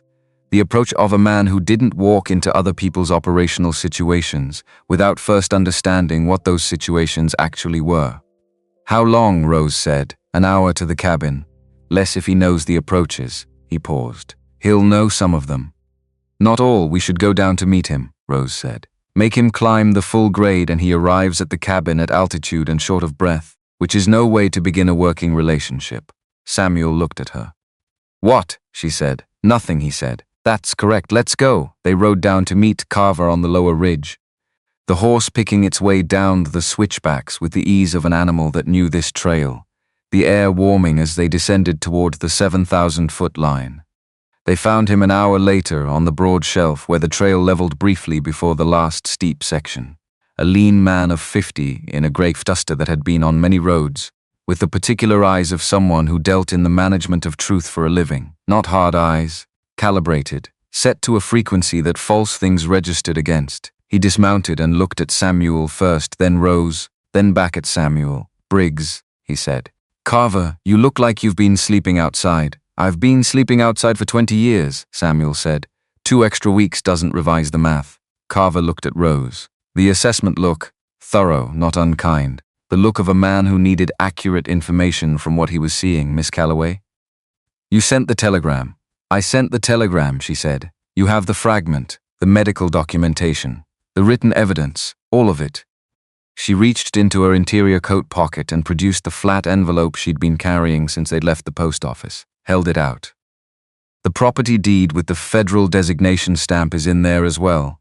Carver took the envelope, opened it with the careful speed of a man who handled legal materials regularly and knew their weight. Read through each document. The lariat fragment held up to the morning light, the calendar page examined longer than the other items. Taft's signed-in statement read through twice. He was quiet throughout, and his quiet had the quality of a man building something from the information rather than reacting to it. "Cole family," he said. "Not a question. Mayor Doyle Cole and his son Harland," Rose said. "Doc Warren Taft provided the medical statement under conditions I can describe fully if needed."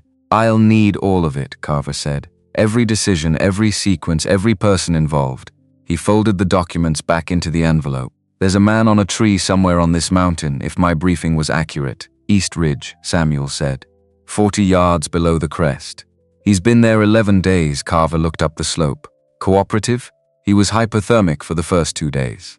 He's had time to reconsider his options since then. A pause. 11 days on a pine tree at 8,000 feet produces a particular kind of clarity about one's available futures. Carver looked at Samuel for a moment with an expression that was the closest thing to humor his face appeared to produce. Then he looked at Rose. I have 6 deputies staged at the canyon base. I'll bring them up this afternoon. We'll deal with the man on the tree, and then we're going to Redstone Crossing for a very specific kind of mourning. What kind of mourning? Rose said. Carver put the envelope into his interior coat pocket and looked down the ridge toward the valley. The kind where the people who've been running a particular system for 30 years find out that the system has stopped running, he said. The kind Rose had been working toward since the morning of the 23rd day. When a man she didn't know had walked into her post office and asked how many days she'd been standing, and she'd told him the truth because something in the way he asked had made the truth feel like information rather than exposure. She looked at Samuel. He was looking at the valley below, the same view they'd been looking at from the cabin for 12 days. The same collection of shapes that was Redstone Crossing doing its indifferent business 2,000 feet below. He looked back at her. Ready, she said. He nodded once. The nod of a man who had planned for this and watched it arrive at the shape he'd planned for, and found the arrival sufficient. They rode down together in the clear mountain morning, the 3 of them, toward the town that owed Rose Callaway a debt it was about to begin paying. Reed Carver rode into Redstone Crossing on a Tuesday morning at 7:45, which was 15 minutes before the town hall opened for its weekly council session, and 45 minutes before most of the town had finished its breakfast. He did not announce himself. This was deliberate, the standard protocol when local authority was the subject of investigation rather than its instrument. You didn't send a telegram ahead. You didn't ride in with ceremony. You arrived at the velocity of the wire that had preceded you by 2 weeks, and you moved through the town's morning routine before the town had time to arrange itself into the presentation it would have prepared if it had known you were coming. Rose rode beside him. Samuel rode on his left. She'd been watching the town approach for the last hour of the descent, the shapes below resolving from the abstract cluster she'd been looking at from the ridge into the specific familiar geography of the place she'd lived her entire life. The stamp mill's stack, the church on the north end, the main street grid with its boardwalks and its hitching posts, and its particular morning traffic of a Colorado mining town conducting its commerce. The post office, third building from the east end of Main Street. With the closure notice still visible in the front window and the repaired shutter she'd fixed that morning before they'd left it for the mountain 12 days ago. It looked the same. It was not the same. She was not the same person looking at it, and that asymmetry, the town unchanged and her relationship to it entirely revised, was something she understood intellectually, but was still processing emotionally as they rode in on the North Road and the first heads turned on the boardwalk. Carver's grey duster did its work. People recognized the cut of it before they read the badge, and the recognition moved through the morning street in a visible wave, heads turning, conversation stopping, the specific recalibration of a public space that has just become aware of a federal presence. Carver rode to the town hall and tied his horse without looking at the people watching from the boardwalk. His 6 deputies fell in behind him with the practiced economy of men who'd done this before in enough towns that the ceremony of it had worn smooth. Rose and Samuel stayed mounted.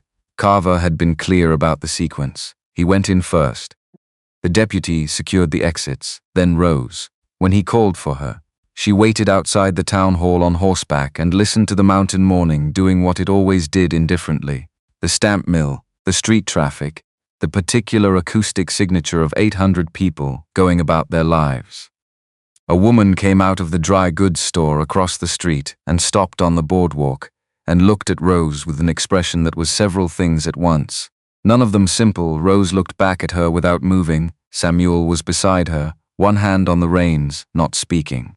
His presence had the quality it had been developing over the past 2 weeks, not protective, not managing, but parallel.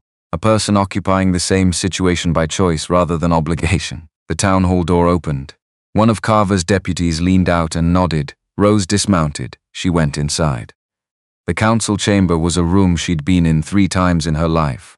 Once as a child with her father, when he'd argued the postal designation before the council.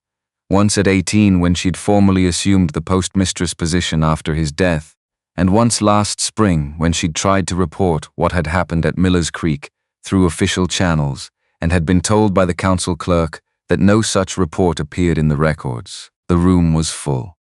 Doyle Cole sat at the head of the long table in the chair that had been his for 30 years, the largest chair, centered on the long wall, positioned to put every other person in the room at a slight downward angle relative to him. He was 60 and looked like a man who had spent 60 years accumulating the specific solidity of someone who has never seriously had to doubt his own position. 12 council members occupied the other chairs. The weekly session had clearly been in progress. Papers on the table, the clerk's notes visible at the far end, the particular arrangement of men mid-transaction. Carver stood at the foot of the table. He had not sat down. He would not sit down in this room, which was a choice that communicated its own information about the nature of his presence here. He had a document in his hand. He waited for Rose to take a position beside him before he read it. Doyle Cole, he said, at the register of a man making a formal record rather than having a conversation. Harland Cole. By the authority of the United States Marshal's Office for the Colorado Territory. Pursuant to criminal statutes governing assault, conspiracy to obstruct justice, and fraudulent interference with federal postal operations. I am executing warrants for your arrest on the charges detailed in the attached federal complaint. He set the warrant on the table in front of Doyle Cole without moving from where he stood. The complaint is supported by physical evidence, a signed medical affidavit, documentary evidence of premeditation, and witness testimony. You are entitled to legal representation, which I suggest you arrange immediately. The council chamber was absolutely silent. Doyle Cole looked at the warrant. He looked at it for a long time, not reading it, she thought, because he'd known something like this was possible from the moment the telegram cleared the circuit, had known it was probable from the moment Harlan's hired men came back from the mountain one short. He was looking at it the way a man looks at the moment when the architecture he's been building for 30 years becomes the evidence against him. Then he looked at Rose. She looked back at him steadily, not with triumph. She'd thought about what she'd feel in this moment, and she'd expected something larger, some cathartic resolution, and what she actually felt was quieter and more specific. She felt the particular clarity of someone who has done what they came to do and is now watching the consequence arrive at the address it was sent to. One of Carver's deputies moved to stand beside Doyle Cole's chair. Another moved toward the door. The third was already outside. Doyle Cole stood up from his chair with the deliberate dignity of a man who decided that his one remaining available act was to stand up without being made to stand up.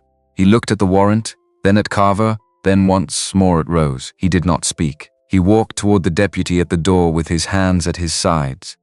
And the council members at the table sat in the particular silence of men understanding simultaneously that the ground under them had changed and that they were going to have to decide, each of them individually, how to navigate what came next.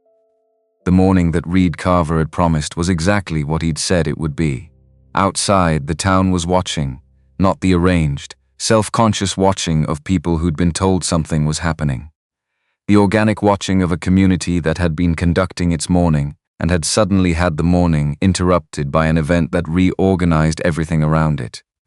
People on the boardwalks, in the doorways of shops, a cluster forming at the corner of Main Street and the alley that ran behind the hardware store, all oriented toward the town hall and the horses outside it, and the gray-dusted federal deputies moving with quiet purpose. Doyle Cole came out of the town hall between two deputies and the street went quieter. Rose came out behind Carver and stood on the boardwalk step and looked at the town that had looked away from her for 23 days. The cluster of people at the corner. The woman who'd been outside the dry goods store and was still there, still watching.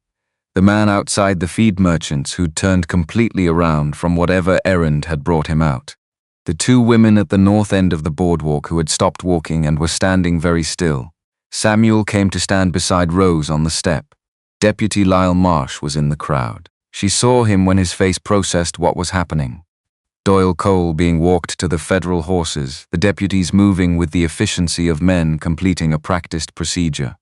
Marsh's expression went through several things rapidly. disbelief, calculation, and then something that was possibly the beginning of understanding that the architecture he'd been operating inside had just been condemned. Carver's men would deal with Marsh separately. That process was already moving. She'd spoken with Carver the previous afternoon about Marsh's specific role, and Carver had listened to the full account with the same methodical attention he brought to everything, and said that Deputy Lyle Marsh would be having a productive conversation with a federal prosecutor before the end of the week. She looked at the faces on the boardwalk and tried to read what was there. She'd lived in this town her entire life, and she knew these faces as well as she knew the cubbies in the post office, their histories, their relationships, the particular pressures they operated under. The woman outside the dry goods store was Clara Whitfield, whose husband worked in the Cole family's mine and whose mortgage on their house was held by Cole's land company. The man outside the feed merchants was George Aldrich, who'd been the dry goods clerk for 15 years before his wife had put together enough for them to buy out the previous owner with a loan from.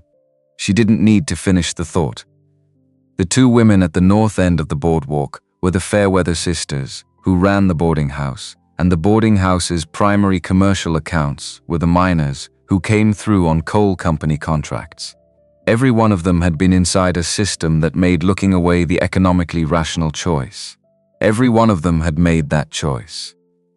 Every one of them was standing here now, watching the system change and trying to calculate out what the change meant for the specific way the system had been constraining them.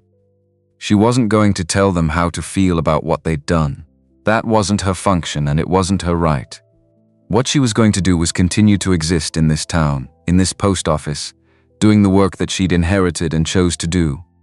And the people who came through that door to collect their mail were going to have to decide for themselves how to stand in the same room as the woman they'd looked past for 23 days.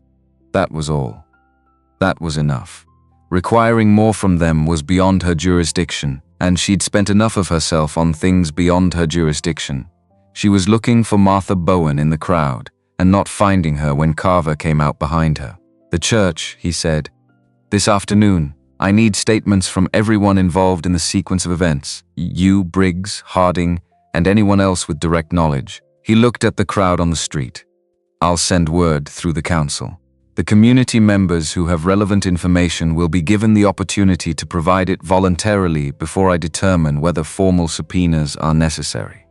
"They'll come," Rose said. Carver looked at her. "Voluntary versus subpoena," she said. "In a town this size, the decision to volunteer is also a public declaration. The people who have something to say and want to say it will use the opportunity. The ones who don't will calculate whether staying absent looks worse than showing up." She paused. "In my experience of this town, they'll mostly show up. Whether out of guilt or self-interest or genuine reckoning, they'll mostly show up." Carver looked at her for a moment with the slight recalibration that had become familiar. The update of an assessment, the accommodation of information that was more complete than expected.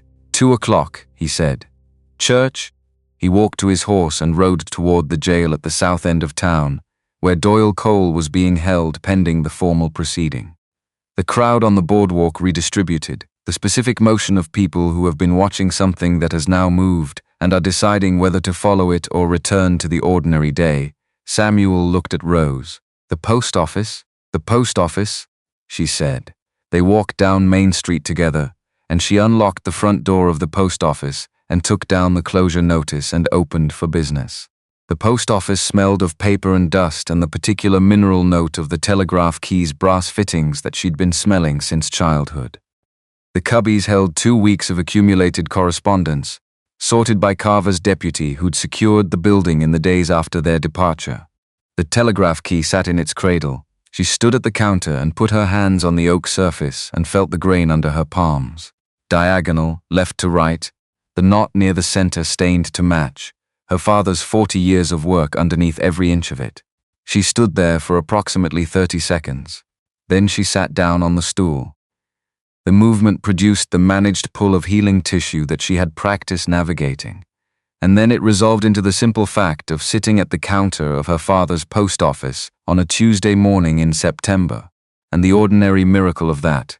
After 23 days, after Miller's Creek, after the mountain and the telegram, and the fragment of oxblood lariat, and all of it, was something she registered through her whole body at once. She picked up the routing slips from the pending tray and began working through them. The bell above the door chimed at 20 minutes past 8. Martha Bowen came in without her basket. Without the particular authority of a woman certain of her welcome.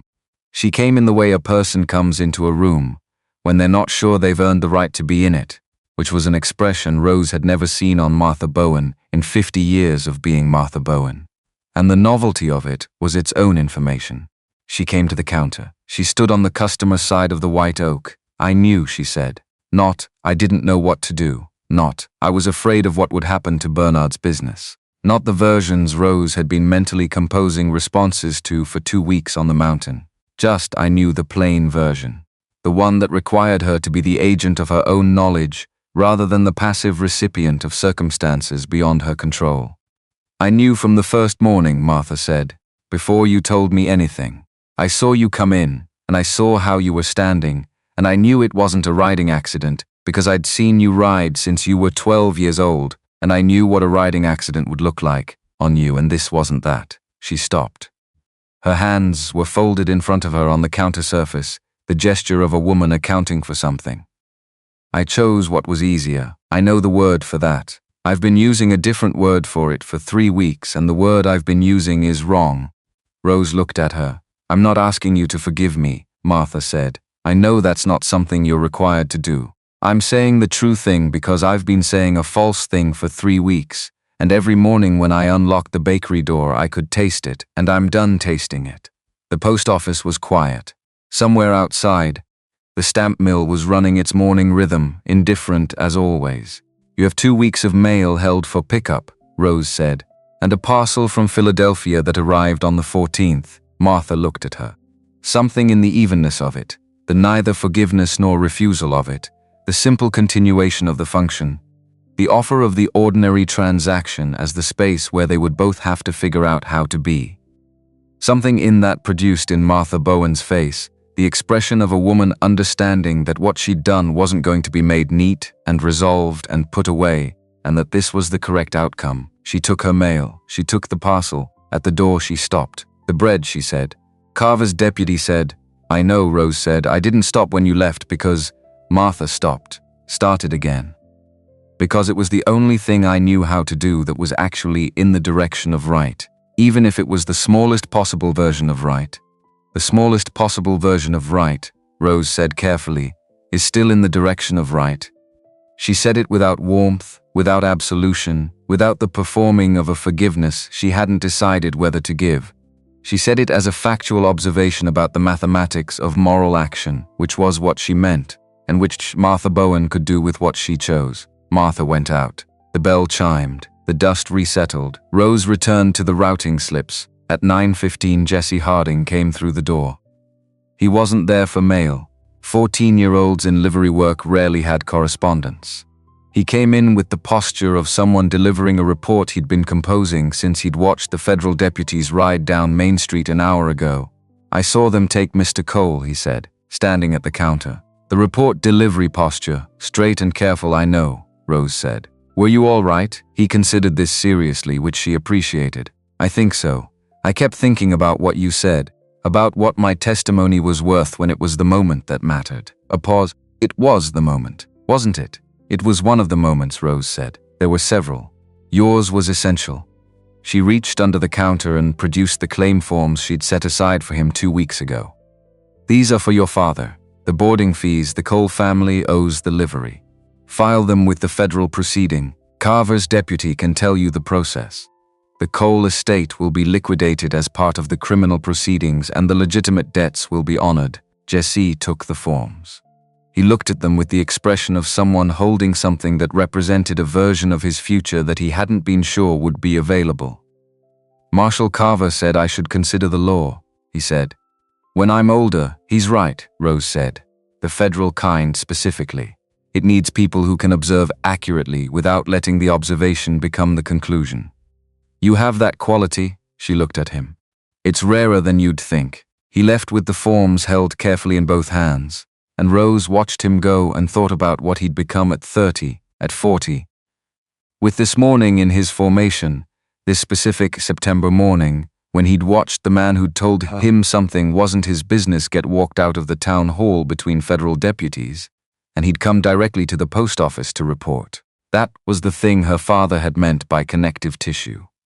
The post office was where people came when something mattered. When something mattered enough to send. When something mattered enough to receive. And sometimes when something mattered enough to simply be in the presence of the function, to stand at the counter and make the small transaction that was also a larger one. She worked through the routing slips. She operated the telegraph key when the morning traffic came in. 2 messages from Denver, 1 from Santa Fe. The usual commercial correspondence that didn't stop because the postmistress had been on a mountain. She sorted the accumulated 2 weeks of mail into the cubbies with the systematic efficiency of someone returning to a function they knew in their hands. At 11:30, Samuel came in through the front door. He put a bundle of outgoing correspondence on the counter. Denver, he said. Same commercial address. She looked at the bundle. She looked at him. You said twice a year, she said. For trade, he said. I'm revising the schedule for everything else. He said it the way he said the certain things. Not offered for negotiation, not performed for effect, stated as a condition that had been assessed and determined. The Garfields rent a room above the hardware store. They do. Mrs. Garfield's coffee has been described as medicinal. I've had worse. He rested his forearms on the counter in the way he'd rested them on the counter of this same building. On the morning he'd first walked in and she'd watched him orient to the space before he addressed its occupant, and the familiarity of it. The gesture and this counter and this room moved through her with the specific quality of something that had been present a short time but had already become part of the architecture. There are practical considerations, she said, beginning to prepare his routing slips. There are always practical considerations, he said.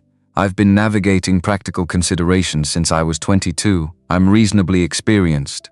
You've been navigating them alone. Which is the consideration I'm revising, he said. He looked at her across the counter with the directness that had been his default since the first morning. The revision is not contingent on resolution of the practical considerations.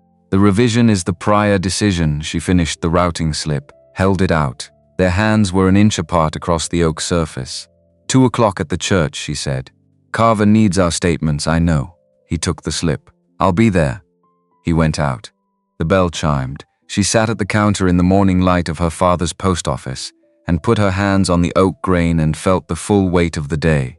What it had contained, what it had accomplished, what it had opened. And she allowed herself briefly to feel the thing that was not triumph and not relief but something more durable than either. Then she returned to work, because the work was what the day required, and the work was what she was here for, and those 2 facts had never been more completely aligned. The church was full at 2 o'clock. Carver had sent word through the council at noon, framing the session as a voluntary opportunity to provide relevant information. He'd been precise about the framing, voluntary, relevant, opportunity, and Rose had been right about what those words would produce. The people of Redstone Crossing came because the word voluntary, in a town where the federal government had spent the morning arresting the man who'd been the primary economic force for 3 decades, carried an implicit second meaning that everyone understood. Come now, voluntarily, or be called later. They filled the pews from the front, which was not how Redstone Crossing normally arranged itself in this building. Normally, the hierarchy of the town organized the seating. The family of the mine superintendent at the front, the working families toward the back, the gradient of position and economic relationship to the coal enterprise visible in who sat where. Today, people sat where they could find space, and the randomness of it produced a different kind of room. Rose sat at the front table that Carver had set up, facing the pews. Samuel sat beside her. Jesse Harding sat on her other side. Doc Taft's seat was empty. He'd left Redstone Crossing 6 days before Carver's arrival, which Carver had already been informed of, and which constituted its own form of testimony. Carver stood at the front of the room and explained the purpose of the session in the plain and unhurried language of a man who'd done this before, in enough places to have learned that people absorbed information better when it wasn't performed at them. He was taking statements. He was building a federal record. Anyone with direct knowledge of the events of July 23rd and the subsequent 23 days was invited to speak. Nothing said here would be used against any speaker unless that speaker was a named defendant in the federal complaint. He looked at the room. Miss Callaway will speak first, he said. Rose stood. She had not prepared remarks. She'd considered preparing them and decided against it. Anything prepared would be the version of events she'd been composing in her head for weeks, the shaped and managed account, and what Carver needed and what this room needed was the unmanaged one. The one she'd told Samuel in the back room of the post office on the morning of the 23rd day, leaning against the mail sacks with the weight finally off her legs. She told it. She told it in the plain sequential order of a postmistress describing a series of events, because that was what she was, and that was how her mind organized information. She told it without editorial and without the performance of the emotion that was present and real, but didn't require display to be true. She described the creek trail on the Thursday afternoon, and the particular sound of the lariat going taut. She described the shale and the distance and the 2-mile return. She described Doc Taft's examination room and the man in the doorway and the sound of the satchel being picked up. She described 23 days of standing in the post office and the customers who came and went and the specific quality of their collective decision not to see. The church was absolutely quiet, not the quiet of people deciding how to feel. The quiet of people who were already feeling it and had no management available. She described the morning Samuel had walked in and asked his technical question without theater, and what happened after, and the telegram to Carver and the mountain. She described Harland Cole's hired men and the 2 weeks on the ridge and coming back down. When she finished, she sat down. Samuel stood next. He described the physical evidence, the lariat fragment, its specific characteristics, its provenance, what its presence inside Rose's wound documented about Doc Taft's deliberate omission. He described Taft's statement and the conditions under which it had been produced. He described the calendar page and what Harland Cole's handwriting on it established about privation. Then he did something that hadn't been part of the plan. My wife Alice Briggs died in 1876, he said, in Burden Creek, Wyoming. She was 29 years old. She was injured by men acting in the interests of a powerful man who wanted something she had. She went to 4 people in her community. All 4 of them chose the powerful man. He stopped for a moment, not for effect, but because the thing he was saying required the pause it required. She died from wounds that weren't treated because no one with the capacity to treat them chose to do so. I was not there. I was doing my job 6 weeks away, and I had trusted that the community around her would protect her in my absence. The church did not move. I'm telling you this because what happened to Miss Callaway is not an isolated event. It is a category of event. It happens when a community decides collectively that the cost of looking is higher than the cost of not looking. When that decision is made, the person who is not looked at bears the entire cost of the community's comfort. In Burden Creek, it cost my wife her life. In Redstone Crossing, it nearly cost Miss Callaway hers. He looked at the room. I don't know what each of you told yourselves about why you didn't ask the question that needed asking. I know what the people in Burden Creek told themselves. They told themselves it wasn't their business. They told themselves they didn't have the full picture. They told themselves someone else would handle it. He paused. Someone else didn't handle it. I'm asking you to think about that. He sat down. The silence that followed was the silence of a room sitting with something it had been handed that it couldn't put down immediately. Jess Harding spoke next. He stood with the posture of someone who'd decided on something and was executing the decision without renegotiating it mid-execution. He said 4 sentences. He was here on the road. He saw Miss Callaway. He heard what Harland Cole said. He found the calendar page in the stable, and he'd kept it because it seemed like something that shouldn't be thrown away. 4 sentences. Sufficient. After Jesse, Carver opened the floor. What followed was not the dramatic wave of confession that the situation's emotional pressure might have produced in a different kind of room. What happened was quieter and more specific. 1 man at a time, 2 women, then another man, each standing briefly and saying what they'd seen or heard or known, in the plain language of people who were accounting rather than performing. Clara Whitfield described the morning she'd watched Rose come to the post office on what must have been day 4 or 5 and had turned to walk the other way. She said it without decoration. George Aldrich said he'd heard the true account from his wife the week after it happened and had made a deliberate decision not to engage with it. He said the word deliberate specifically, and the specificity of it was its own kind of reckoning. Not everyone spoke. Several people sat in silence through the full session, and their silence was its own statement, and Carver noted it and moved on. Martha Bowen spoke near the end. She stood up and said, "I knew from the first morning. I chose to call it a riding accident, and I told Rose Callaway to push through the stiffness, and I've been calling that choice by a wrong name for 3 weeks." She sat down, nothing else. No explanation, no contextualizing. Just the account, placed in the record. Carver closed the session at 4:30. He thanked the room for the voluntary statements and explained the next steps in the federal proceeding in his precise and unhurried way. The room emptied with the specific quality of people who had done something that cost them something and were now carrying the cost out into the street with them. Rose sat at the front table after the room had cleared and looked at the empty pews for a few minutes. Samuel sat beside her without speaking.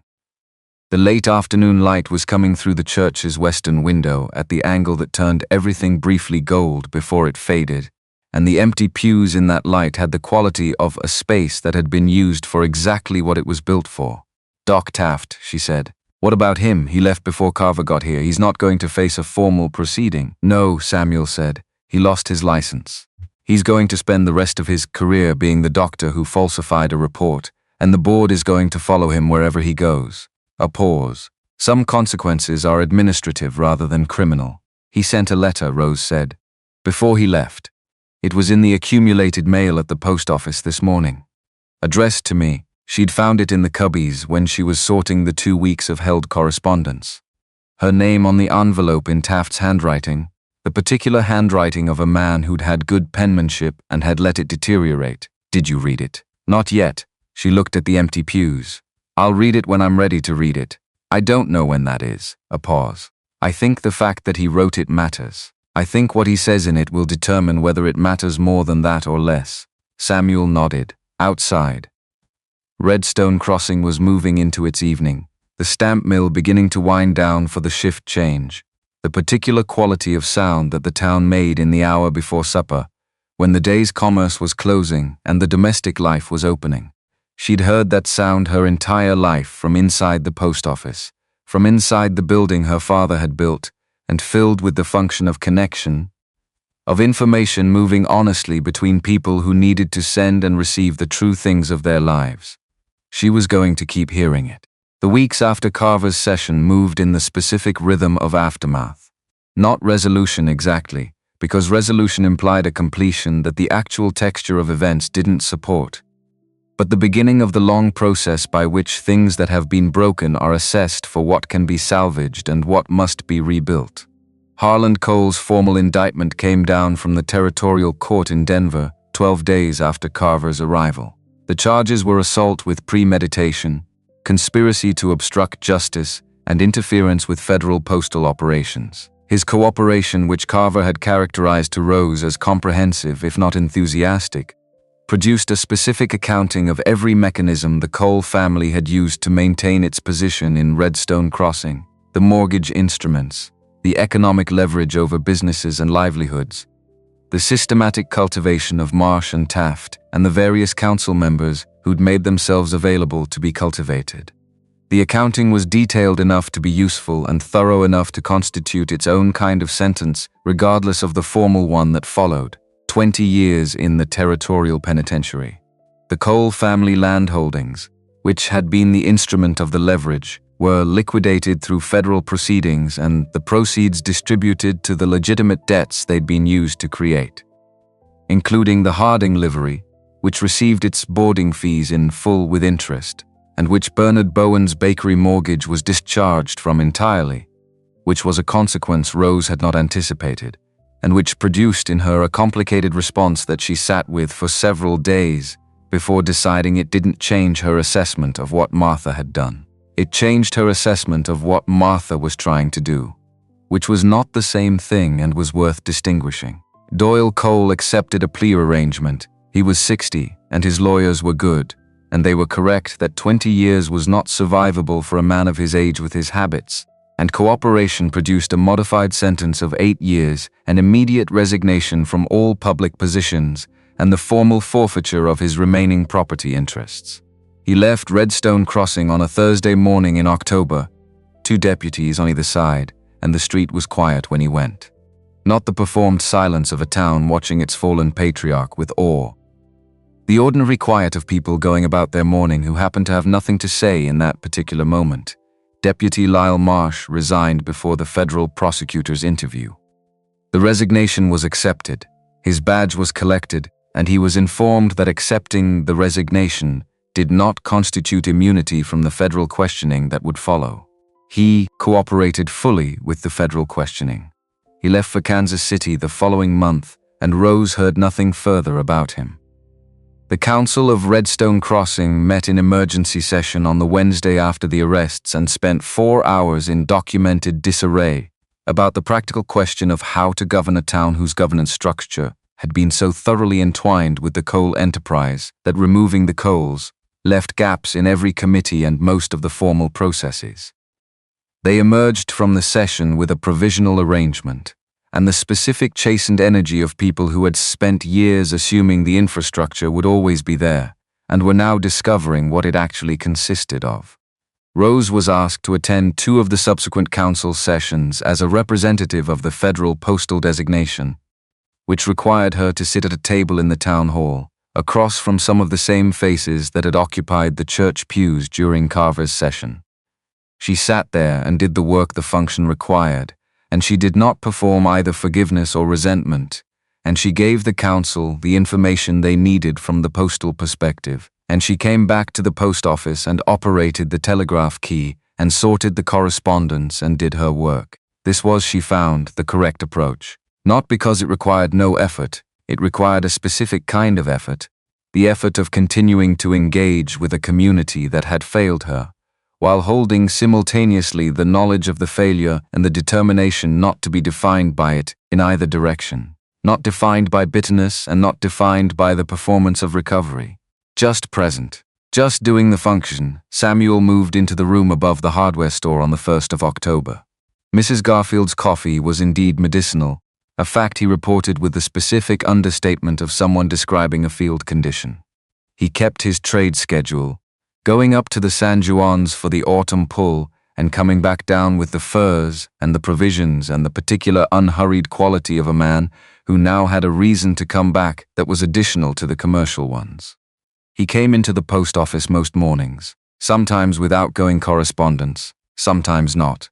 He sat in the chair on the customer side of the counter, not the chair inside the counter that was her working position, but the chair she'd put there for customers who needed to wait, which she'd moved to a slightly different position that she preferred, and which he occupied with the ease of someone who understood that this was the correct chair for him in this particular configuration of the room. They talked. About the work, about the town's ongoing recalibration, about the things coming through the telegraph that gave the daily picture of a world that extended past the San Juan Basin in every direction. She told him what she was seeing in the correspondence, and he told her what he was seeing in the terrain, and between the 2 readings they generally had a reasonable account of what was actually happening.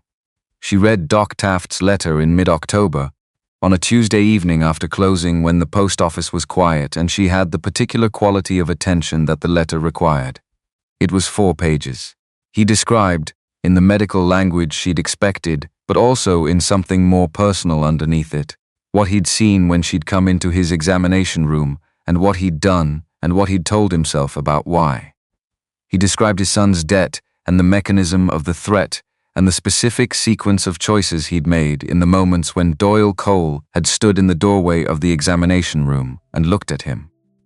He described what it felt like to write the signed statement for Samuel, the specific quality of doing the thing he should have done 23 days earlier.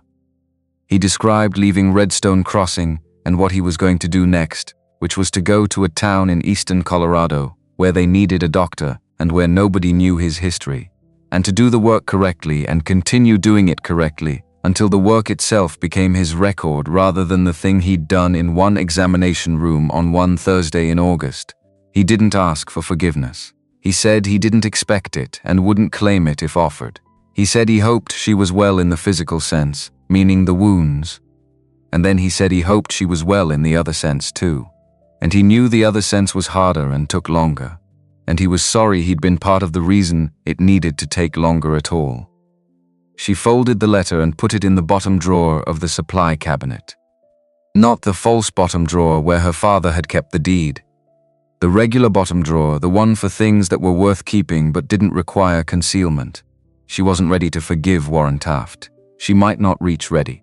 But she could recognize that a person who writes 4 honest pages at cost to themselves about the choice they made in the worst moment of their professional life is a different kind of person than the one who made that choice, and that the difference mattered, even if it didn't change what the choice had been.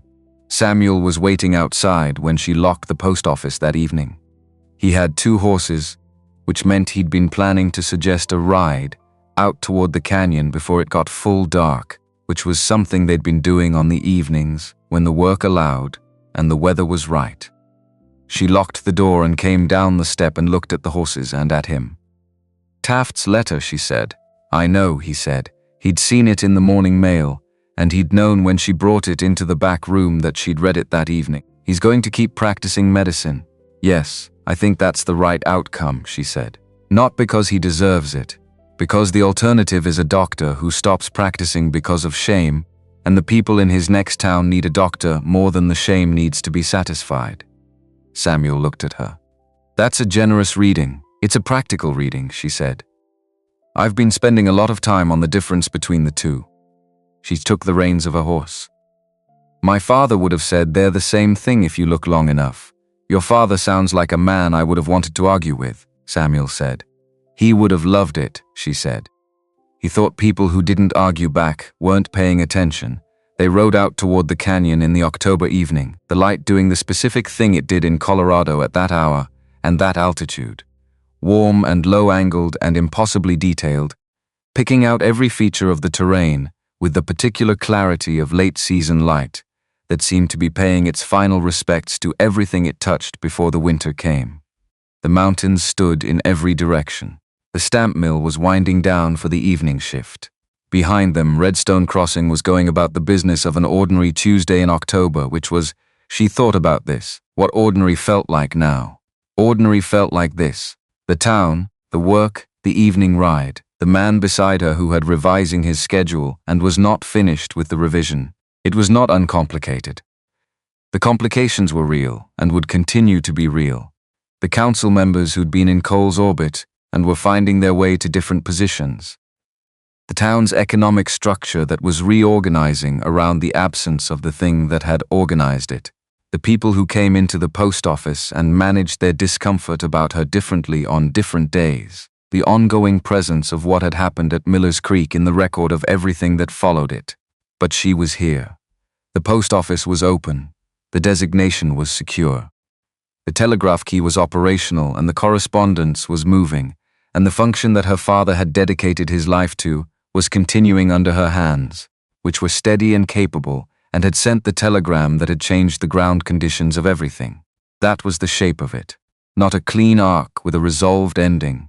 A continuation with everything that had happened incorporated into it. Not erased, not transcended, just carried forward into the work that was always going to be the point. She would think about this later. In the first weeks of December, when the first real snow came down from the peaks, and the mountain was white and closed for the season, and the post office was warm inside with the small iron stove going, and the correspondence coming in that always increased in winter. People writing the things they'd been meaning to write since summer. She would think about what her father had understood that she was still learning. That public trust wasn't a building or a designation or a federal charter. It was a practice. It was the daily decision to do the function honestly regardless of who needed it or what it cost, or whether anyone was watching. It was the refusal to be purchased or pressured or worn down into something less than what the function required. It was the assumption that every piece of correspondence that came through the door mattered to someone, and that the person it mattered to deserved to have it handled with the same care as every other piece. Because the post office was the connective tissue of a community's honest life, and that was worth protecting. She'd lost 23 days to the proof of what happened when it wasn't protected. She'd gotten back everything that could be gotten back, and she was carrying the rest forward. On the morning of the following spring, Rose stood at the counter before opening and looked at the new calendar on the wall. March 1882, the San Juan peak still white on the card's illustration, and felt the quality of the morning as its own thing, rather than as a position in a sequence of events she was managing. Samuel knocked at the back door. Two quick, one slow.